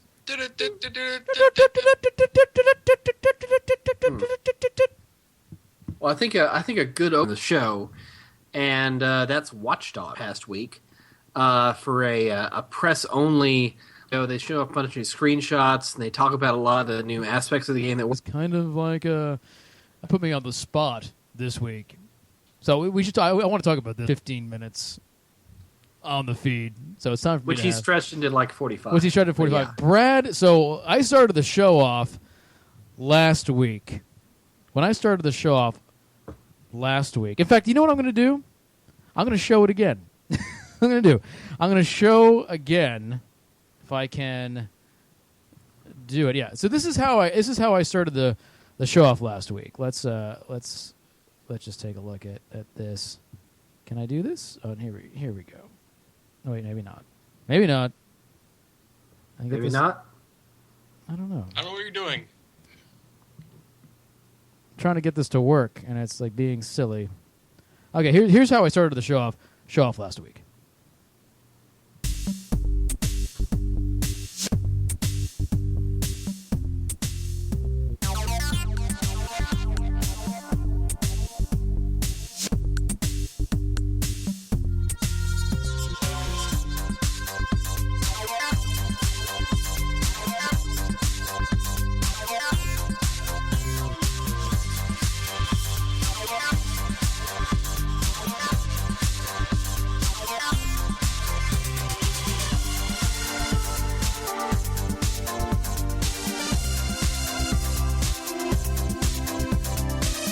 So apparently, this drove Brad insane last week.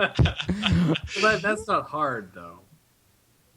Brad It's not hard at all. Brad could not take it. Brad spent the next 30 to 40 minutes, while he was, because he goes on after us sometimes, after us, like just going off about how it wasn't a good enough thing to say. That wasn't a good enough, they're looking for prediction. Yeah, it was not a good enough prediction. God, he went. It just. I love Brad. Who the fuck cares? I love Brad to death. And you know what? When I put that together, I knew. I knew it was gonna hit him like in the Brad bone, right in the Brad bone. So Brad actually demanded that I make a prediction, like a hardcore prediction about something. And in the spur of the moment, I go, okay. And he's like, I think he even mentioned, he's like, okay, make a prediction. What is going to be the Metacritic score of Watch Dogs 1 week after release? And I was like, okay, fine. I'll make a prediction. And I said 71%. Because I don't have a lot of faith in that title. That's fair enough. So we'll see. And I'm going to, you know what? I'm going to stick with it. We'll see what happens. I think people are going to be disappointed. But he put me on the spot. He's like, I want a prediction now about something. I mean, predicting a Metacritic score is fucking ridiculous. Yeah. Well, 'Cause it's like, oh no, you were wrong. It was 72. it was I'm sorry. 72%. 72. But I actually made it a point. I didn't see whether it was critic or user. So I have a little wiggle room here. Yeah. So what I want everyone to do is everyone needs to pay attention to the Metacritic score of Watch Dogs after it comes out. And if it's 72%, I need you to go in and vote it down until it gets to 71. And if it's 70, I need everyone to go in and vote it up until it's 71. So I just, I'm counting on you people, my fans, my loyal subjects. Well, the other thing, like last week we mentioned, thinking about the Wii U, and we're like, oh, they just need to make a goddamn Fatal Frame game. What did they announce this last week? Yes. They announced a Fatal Frame game. That's right. Last show we were like, well, they need to make a Fatal Frame game. And what did they do? Bam. Well, it just seems like that's they. I mean, come the fuck on with the Wii U hardware. It just screams for a Fatal Frame game. It does. Yeah. No, it totally does. It totally It's. does. I couldn't see them not making one. It was. Well, that's actually the next story, but yeah, there's more to it than that. So Ooh. I didn't read shit. I just saw they were doing that. Yeah. So why don't we do that for our next news item? Is there more to that then, Chris? yeah, because it is a new Fatal Frame game. It's not confirmed for release outside of Japan as of yet. Oh, see. They're like the one for the Wii. Right. Yeah, it might end up like that, but that'd be incredibly stupid of Nintendo because they have got no third fucking party titles to show off. Right. Right. But yeah, it's all part of an actual a massive trans entertainment project. So there's going to be it's part of a tie-in for a film, a Fatal Frame film that's coming out. There's a Fatal Frame film They're making coming a out? movie in Japan. Yeah, No, a that's- live action film. Oh, that's news. That's actually really cool news. Yeah, they're making the film. I didn't think they knew that really well. Yeah. I think that's this fall, and then in August they're going to be releasing a tie-in, excuse me, a tie-in manga and a tie-in novel. So, Wait, again, hold it's on, part hold on. of this one Damn. huge Hold on. transmedia project. Wait a second. Hold the horses. What? Is it manga? I thought it was manga. Manga. It's Manga. manga. It's not manga? Not Manga. ma. I've been saying manga for like 10 years. Well, it's because you're American. No one's ever corrected me. No, I mean, Fucking you call Gaijin. whatever the fuck you want. I don't care. I know, but I mean, I don't want to sound like an idiot. Well, if you want the Japanese trend, the Japanese way of saying it's manga. I've been saying manga. It's not manga. God damn it. God You feel damn racist it. now. I do It's feel. not sake. I do feel racist. Sake. I feel like Clive Bundy. Yeah. Let me tell you something about Jesus that Christ. guy. That guy. That guy. We don't need to talk about that. There's no way we can talk about that. Moving on. Moving on, going back to your story about a couple people Now, cybering in World of Warcraft. let me talk about the Swahili people. I got something to say about them too. Sorry. People who are not politically minded are like, what the fuck are you talking about? Yeah. Just racist. I think we should start a political podcast where we can talk about politics because I love. I'd be woefully ignorant, though. I mean, that's the thing. Is I get too Oh. depressed about politics, If and I it- just decide to not. If there's anything I That's love the more name than of it. That's what we could name the podcast: Woefully Ignorant Gamers. willfully. Woefully. No, ignorant. it's just a political podcast. If there's anything I love more than video games, it's politics. Yeah. You know what I mean? So, They make me depressed, though. oh, it's horribly depressing. It's horrible. It's hard. It's our political discourse in this country is around somewhere between middle school and sophomore year of high school, basically, for the most part. So Yeah. Anyway, I'm going to talk about the French now. so remember how a few minutes ago we were talking about people cybering in World of Warcraft? Yes. Do y'all I'll remember never PlayStation forget. Home? The Oh, thing that God. still Of course. exists? Yeah. Yeah. Yeah, that amazing. monstrosity. Well, they're providing a new update for Home sometime this year. You know, have you That's- been into Home at all? It's actually pretty highly sexual in there. Yeah. It's And I just was about gonna to say, get- It's just a I bunch mean- of sexual deviance. There's nothing else in there. Well, it's not. It's not about as, to get even more sexual. It's not as bad as Second Life, and when I say bad, I mean good. It's not as good. It's not as bad as Second Life, but it's about as sexual as you can get within like a Sony thing, a Sony network type of thing, Yeah, I mean, Second Life has like 6-foot walking dicks. Yeah, it does. It totally no. Second Life has. Oh, it has. Second you Life is can. the deviant art. No, of I online love. interaction. I almost want to fucking say fuck PlanetSide 2, and I'm going to download Second Life again because I saw this. I saw this with my own goddamn eyes. I posted on my Twitter my little Second Life foray. I had weird avatar sex with mannequins that were kind of moving like fucking animatronic robots from Chuck E. fucking Cheeses. But you can buy for your character distended assholes. There are stores. They're like distended. Like a blown out asshole, like a prolapsed yeah, anus. prolapsed anus. There's like stores where you can just buy prolapsed anuses I'm gonna shop prolapsed for your anuses. body. This one's a little more brown. I want mine to be a little. They were lighter. all set up like a display. Like, oh, which prolapsed anus do I want tonight? So Joseph, this is why we need a video series on YouTube, like with the depravities in Second Life, where you just go through and find these things. What would we call it? So we got to brainstorm this for a It's second. gonna be like a documentary of it's like My Second Life. And Second- it's a documentary. Oh, I like it. That's probably taken out. No. Something like Okay. the Second Life files. no, wait. My Second Life is taken. Is My Second Life taken? Because that's really good. I mean, it's fucking. It's awesome. gotta be taken. My Second no, Life. My Second Life would be an awesome series. No, I think Sci-Fi Chick, I did tweet it out. there's my.secondlife.com. No, just no. That's Second Life. No, My Second Life Tumblr. Social network for Second Life residents.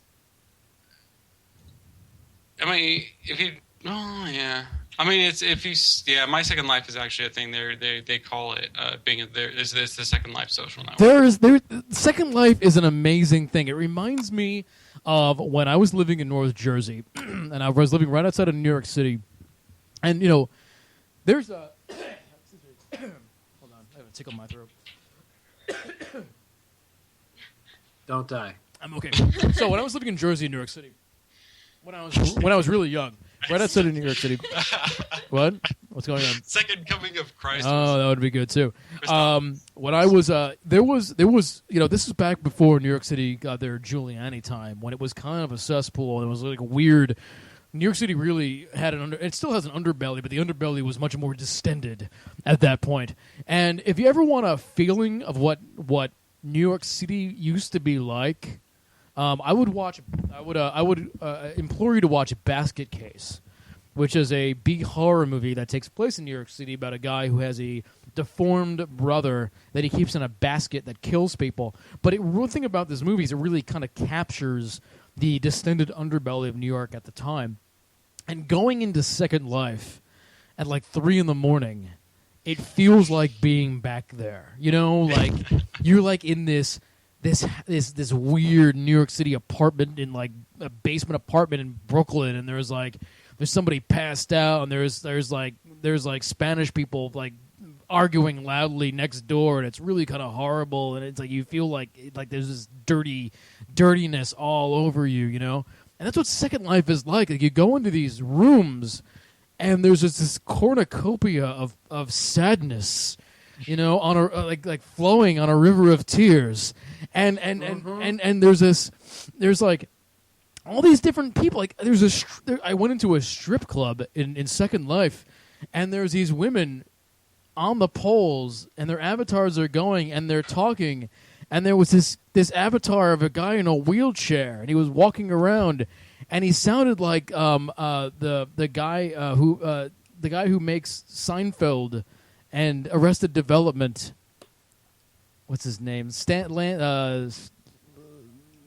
or whatever. He had this deep kind of Jewish accent.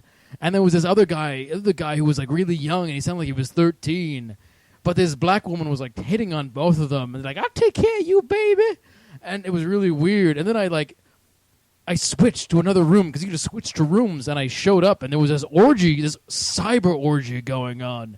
And they all started laughing at me because I had all my clothes on, and I couldn't figure out how to take my clothes off in Second Life because I had never been in there before.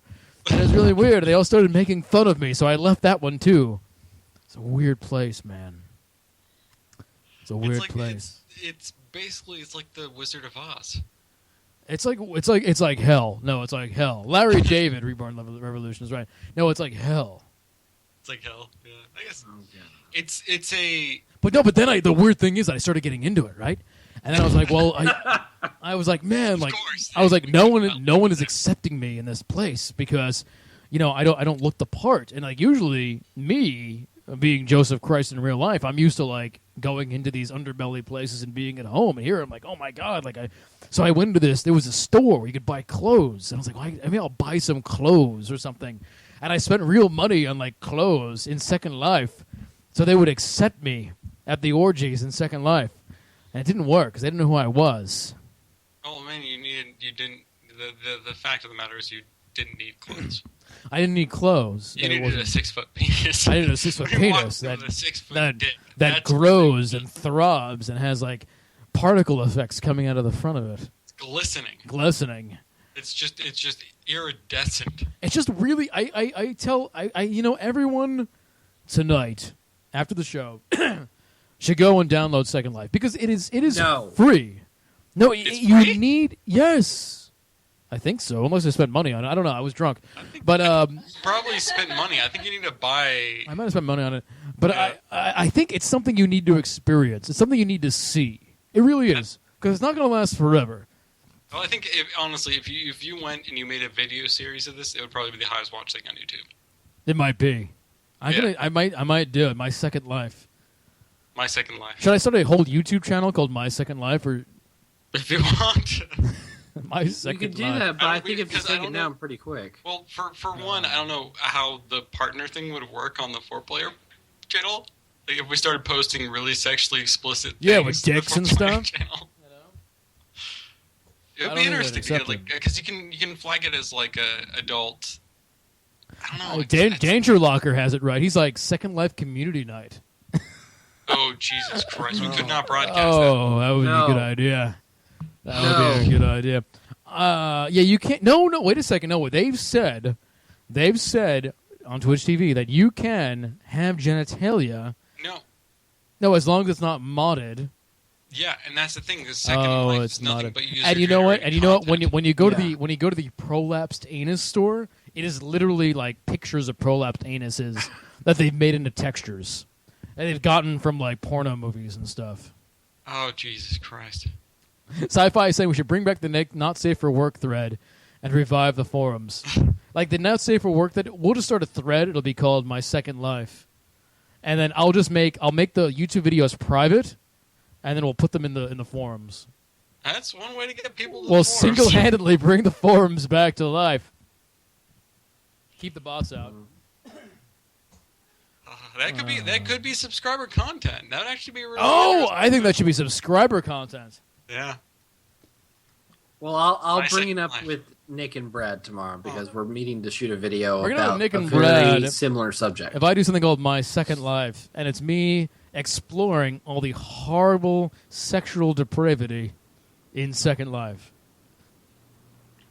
Yeah, we need to figure out some way to be able to get that online without it Yeah. getting taken down. I think if we do YouTube and we don't do it public, so that it doesn't actually get flagged, people don't report it, I think it'll be fine. Yeah, that's only delaying the inevitable. Yeah. We'll see. We'll work it out. All right, we're after 10 o'clock. Give me some big news items. Let's go through. Come on. I didn't even get to give you my story about this. Oh, really? We haven't even... Oh. You talked for... I mentioned PlayStation Home, and you just went into a thing for 10 We minutes went about into a thing about Second Second Life, and that's what happens here at cocktail time. So what's happening Well, on PlayStation Home? I was just going to say that they're going to be including an update which allows a bunch of new animations players can do, Uh-huh. including choosing to receive a friendly hug, a lover's hug, a high five, a fist bump, a chest bump. I have a question. What's the difference between a friendly hug and a lover hug? And I know the answer. Do you know the answer, Chris?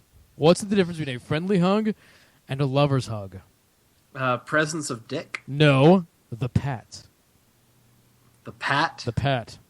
on the ass. No, on the back. If you give somebody a hug and you give them a pat on the back, that's a friend hug. If you just tightly squeeze, that's a lover hug. Okay. I know Well, that because I'm from Jersey, and in Jersey we hug a lot. If I have good friends, I hug them, and then you give them the pat on the back. You are a hugger. I am a You hugger. know that. You know I am because that's in Jersey. When we meet our friends, you do this. You do the handshake, boom, and you pull the handshake in for the hug, and you go boom, boom, boom with the pat, and that's a friend hug right there. You start boom, boom, pat, pat, pat. That's how it goes. I feel like when I met you guys in real life and I did the hug thing, you guys got a little like, what the fuck is going on here? Anyway, they're also adding, No answer. and this is where it gets more racy. holding hands, a handshake, a romantic kiss, a kiss on the cheek, a chest bump, and a massage. Reborn lives in Jersey, and she can attest to the Jersey friendship hug. Guys hug each other a lot in Jersey. If guys are good hug friends, each other. Yeah, what? we hug each other. Yeah, but I think Yeah. I think I instituted that. I don't think you would have done that if I didn't like go in first for it. Oh no, I totally I hug Jeff. Are you a hugger? Are you a hugger too? I'm a big bear. He lives in the city of love. That's true. Yeah. Maybe it's a Look at San city. Francisco. Everybody hugs. It's a city thing or something, but it's definitely a Jersey thing. Yeah, you're They like hug you each give me a other. cheeky finger. Well, I don't know about that. But it's definitely, you know, it's a bromance thing. Yeah. So anyway, Okay. All right, gotta start rattling them off here. Minecraft, a guy has recreated on a 1-to-1 scale the entirety of the country of Denmark. how do you do that? How do you do that? That's not no. Evidently, you use satellite mapping. No, in it's order to not do that. 1-to-1. It can't be 1-to-1. And Denmark. How big is Denmark? It cannot be 1-to-1. I mean, Well, what's specifically? I mean, that's The maps in Minecraft aren't that big. no, they can't. They're infinitely large. yeah, they're infinitely big. How? No, I don't believe it's 1-to-1. I cannot. I don't believe that. Well, tell that Look, to this Denmark guy. on this grand scale things is not very large. I mean, Denmark is smaller than most of the states. Oh, is it as Yeah, small? it's- Okay. Yeah, I would say Denmark is probably about as big as. Can you like? It's not. So here's my question: the editor and the editor in Minecraft. So is it pretty like robust, where you can just take large swaths of land and like copy and paste it? There are Copy and mods paste? you can modify it to allow you to do kind of. Yeah, I wouldn't be surprised if he took an image and then just took an image of from Google Earth or something like that, and then And just put it in. just told Okay. the game or just had an external program write a world for him. Oh, okay. You know, I guess. Yeah, there's And a. then there I you see that. gotta have adjusted topography and whatnot. One of the most popular mods for Minecraft initially was a mod that interacted with the Kinect, and it took a picture and it would map that Chai- thing it Chai took a Tai- picture of. To interrupt you, Chai Tai just made a very good. He said something very cool. He said the hug can also get awkward if someone decides to go under both arms instead of one over the shoulder, and that's that's kind of true. That is true. Of course, like for me, if I hug Bob, that's almost It's over the unavoidable. shoulder. It's one arm over the shoulder. I can't go over your shoulder, Bob. Oh, it's true. I can't. I'm always over the shoulder. You're always over the shoulder. Bob is 9 feet tall. People don't realize this. Yeah. 6'2". I'm shorter than Brad. Are you And- shorter and than we're- Brad? I'm way shorter than Super Steve. Well, Super Steve is like 13 feet tall. Super Steve is amazing. Super Steve makes everyone feel support. Yeah. Yes, he does. I feel bad. You know, we shouldn't like bring that up all the time. I feel bad. What? Like, About Super Steve? well, it's like I'm sure he's like. Do you think he's self-conscious about it? No, Really? Like if So- someone he's dealt with it his entire life. I think he'd be no, okay. I've heard from tall people that they get tired of hearing it. Like it's almost like Yeah. Like, people it's who like are- their only defining characteristic is that they're tall. Like people who are like 5 feet tall, like and people who are like 7 feet tall, they both are kind of get irritable about it. You know, 'cause Yeah. it's like Yeah, I can see that. you know I mean, that still doesn't. He's still an awesome guy. he's still an awesome guy and pretty tall. He's a tall, awesome guy. That He's makes a him more tall, awesome. awesome guy. He's like twice as awesome. He's twice because there's twice of him. You're just making it worse. Yeah, let's move on. Okay. Well, somebody has noticed a new registration, a domain registration by Square Enix this past week. And it's for a URL called justcause3game.com. Oh yeah, that's exciting. That is exciting. So yeah, you can probably expect that at E3. But along those same lines, Avalanche released a new trailer for Mad Max. That's the thing. Like And they're we fa- doing Mad Max, but I guess they might be getting close to the end of their development cycle. No, they're not, because this trailer announced a delay of the game until 2015. Oh, really? Okay. You know what? I'm fine. You know what? Let me tell you something, guys. I am all about delays right now. I'm all about delays. I am all pro delay. I am totally pro delay. Because I think delays only make games better. They only make games better. Well, I mean, it's because they give them more time to... Yeah, I am all for waiting longer for a good game than giving me a shitty game. And actually, you know, I was very positive about what I saw of Mad Max at E3 last year. And I completely forgot about the game. yeah, no, I kind of forgot about it as well. But, you know, I'm excited. I'm excited. So, 2015? All right. Yeah, in my opinion, I really hope that they've expanded the scope of the game, because what we saw last year, I mean, it looked good, but it didn't look like there was a whole lot to play with. I don't think they had much yet at that point. They had a big world. They had the car combat looked very cool. Even the melee stuff looked really cool. But you know they're going to add more. I'm very excited. I you know the last Mad Max game we had was for the fucking Nintendo Entertainment System, and it was a piece of shit. As many games were for the Nintendo Entertainment System. But it's it's gonna be good. It's gonna be fun. 3 more things. With the update 4.1 for the Unreal Engine 4, Epic is including full support for the PlayStation 4 and Xbox One. Okay, I'm surprised it wasn't in there originally.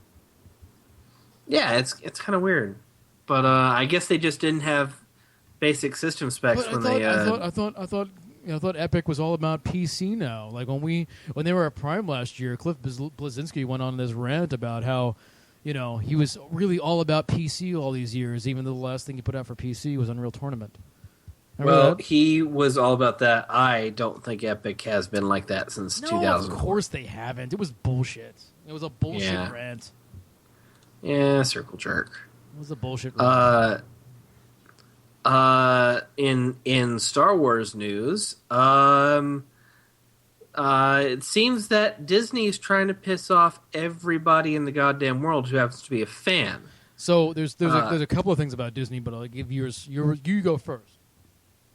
Well, they came out this past week and they said that they are invalidating the canon of most of the video games and all of the extended universe work done post Episode 6. Right, but do you know why?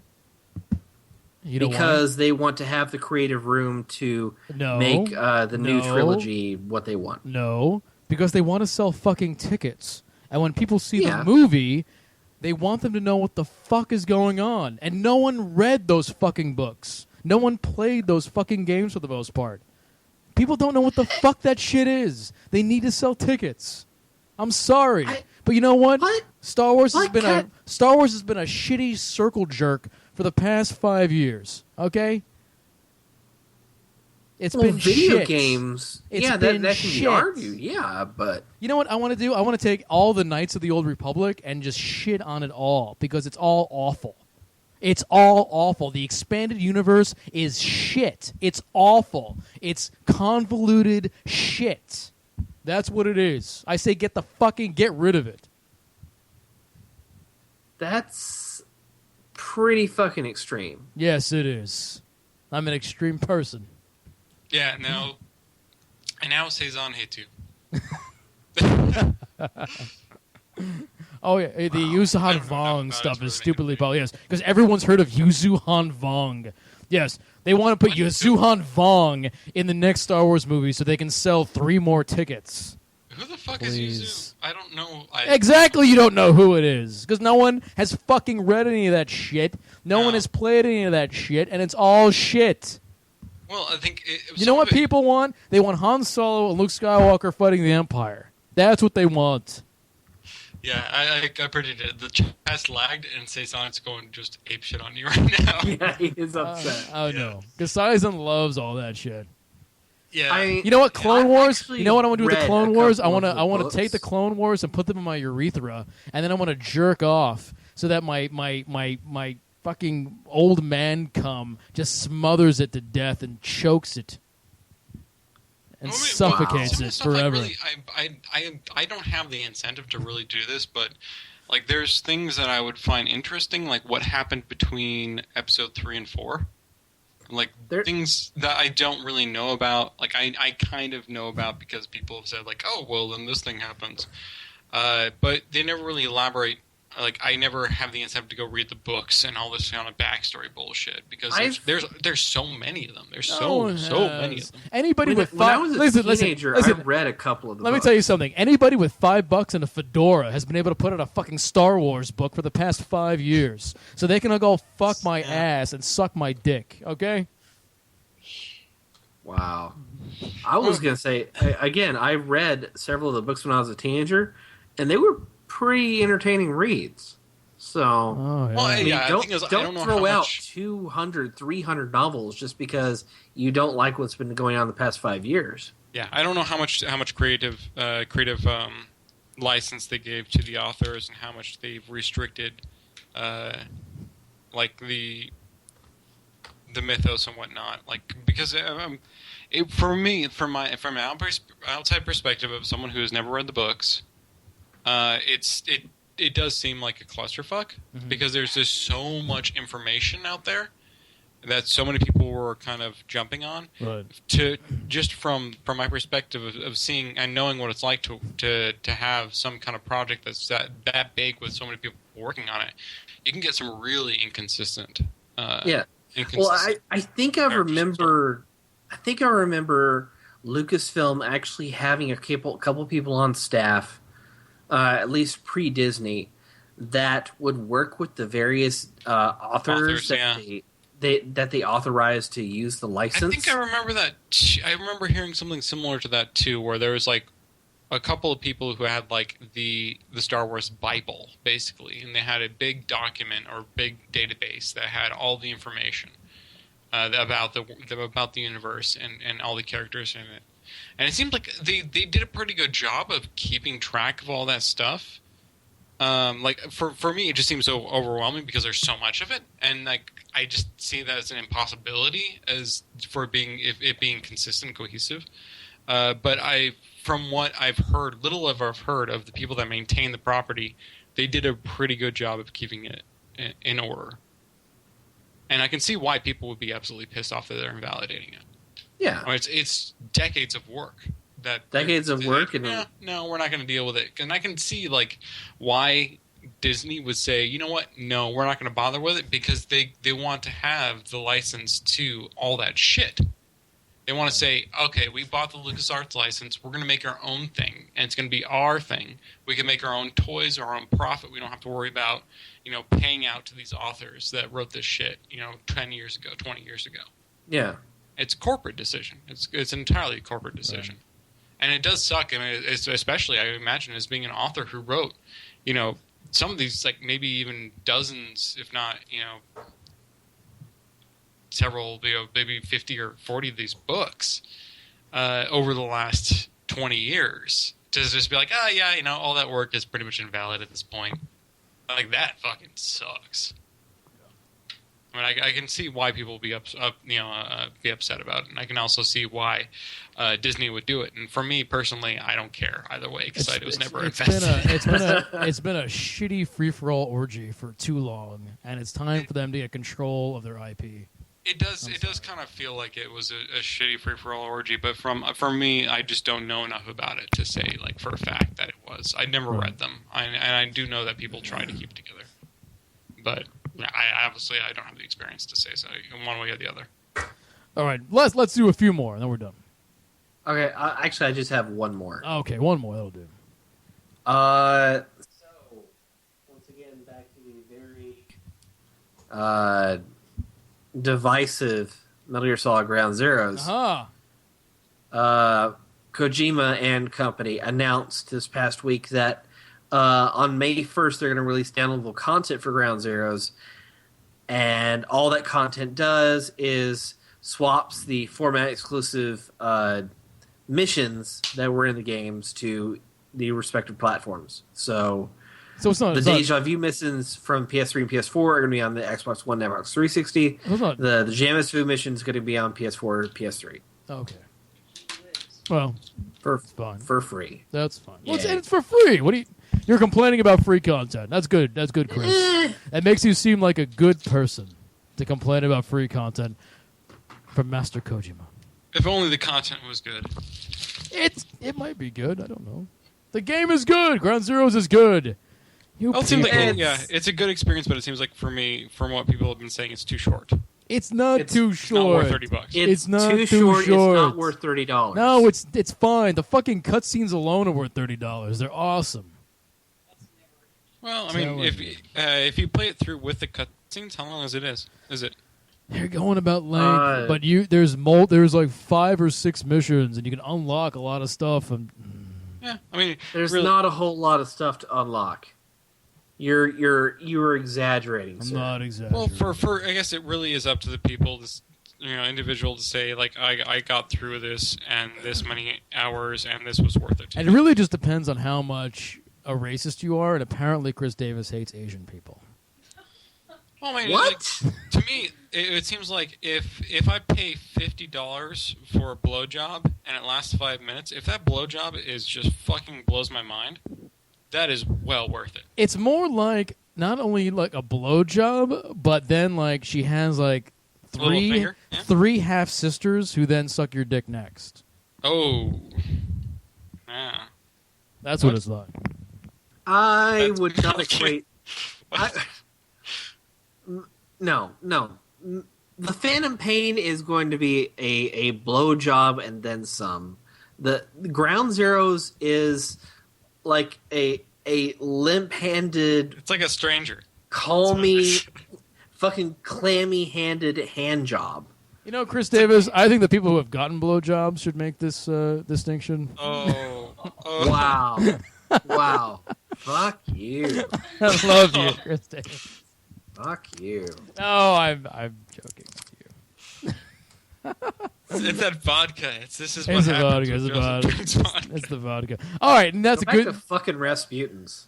Oh, I know. Let's go back to our final thoughts of the night. It is that time. I'm going to go first, like I usually do. I have gotten back into MMOs, and I'm excited and a little scared because I enjoy MMOs. They're fun, but I have too much to do to really get involved with MMOs. So I think my main thought for the next week going forward is I need to ensure that I gate myself. You know, maybe a little drunk division on Fridays, a couple of hours of Final Fantasy 14 during the week, every day, whatever. But not too much, because I have fucking too much to do, just in general. But I think it's kind of good, because they're going to they'll last me much longer that way. But that's definitely something I don't want to get sucked in. And that's my final thought. Chris Davis. My final thought, other than fuck you, you asshole, is that I am working on a project right now. I hope to premiere in May, but I need some help. Members of the community, I need somebody who knows how to speak and read Japanese. So if you know how, that would be please email me, chrisdavis@4playernetwork.com. I really want to get this work done, but I need your help. That would be Skyliner. Skyliner can speak Japanese, I think. I learned I fucking took Japanese for like 8 years. Bob can speak Japanese. I know you lived in Japan, but you don't have time for that. No, that's true. It depends on how big it is, but yeah. No, you don't have time for this project. I used to translate manga. Oh, really? Yeah. Actually, it's manga. Manga. Yeah, it's manga. Manga. All right, Bob, what is your final thought? Ah, shit. I don't know. What was my final thought last week? Because I would finish that. Like, I'm really excited about PlanetSide 2 being better and jumping into it and, like, the whole Hammered division. Because that was, like, one of my favorite parts of PlanetSide 2 was the whole ridiculous shenanigans with that. I don't know if that's a cop-out if I said that same thing last week. I can't remember anymore. It gets all hazy. I don't remember what you said last week. Then my next cop-out would be that I'm terrified of spending too much time in Final Fantasy 14. We're both feeling that now. Yeah, I mean, because now, like, I'm starting to do some really cool stuff with prototyping in Tetropolis. So, like, it's one of those things where it's like, I need to spend time working on that and doing some, like, we have too much content which is a good problem. It's a good thing, yeah. Yeah, we have too many things we can do for the game, which is, I rarely hear people complain about that, which makes me really excited for the project, and but also it means that I have a lot of time, or have a lot of things to do with not so little time, or not so much time to be able to actually get all of it done. So it's one of those things where, despite having just gone through 2 months of crunch, I'm kind of feeling like overwhelmed again. Yeah. Well, we'll get it done. Yeah. Cool. All right. Well, everybody, thank you so much for coming out tonight for Cocktail Time Live here at 4PlayerNetwork.com. Thank you, Bob. Thank you, Chris. Make sure y'all check out the main website at 4PlayerNetwork.com, and do stick around because I think someone will be taking over tonight after we're done. And in any case, everyone have a good night, and we will see you next week.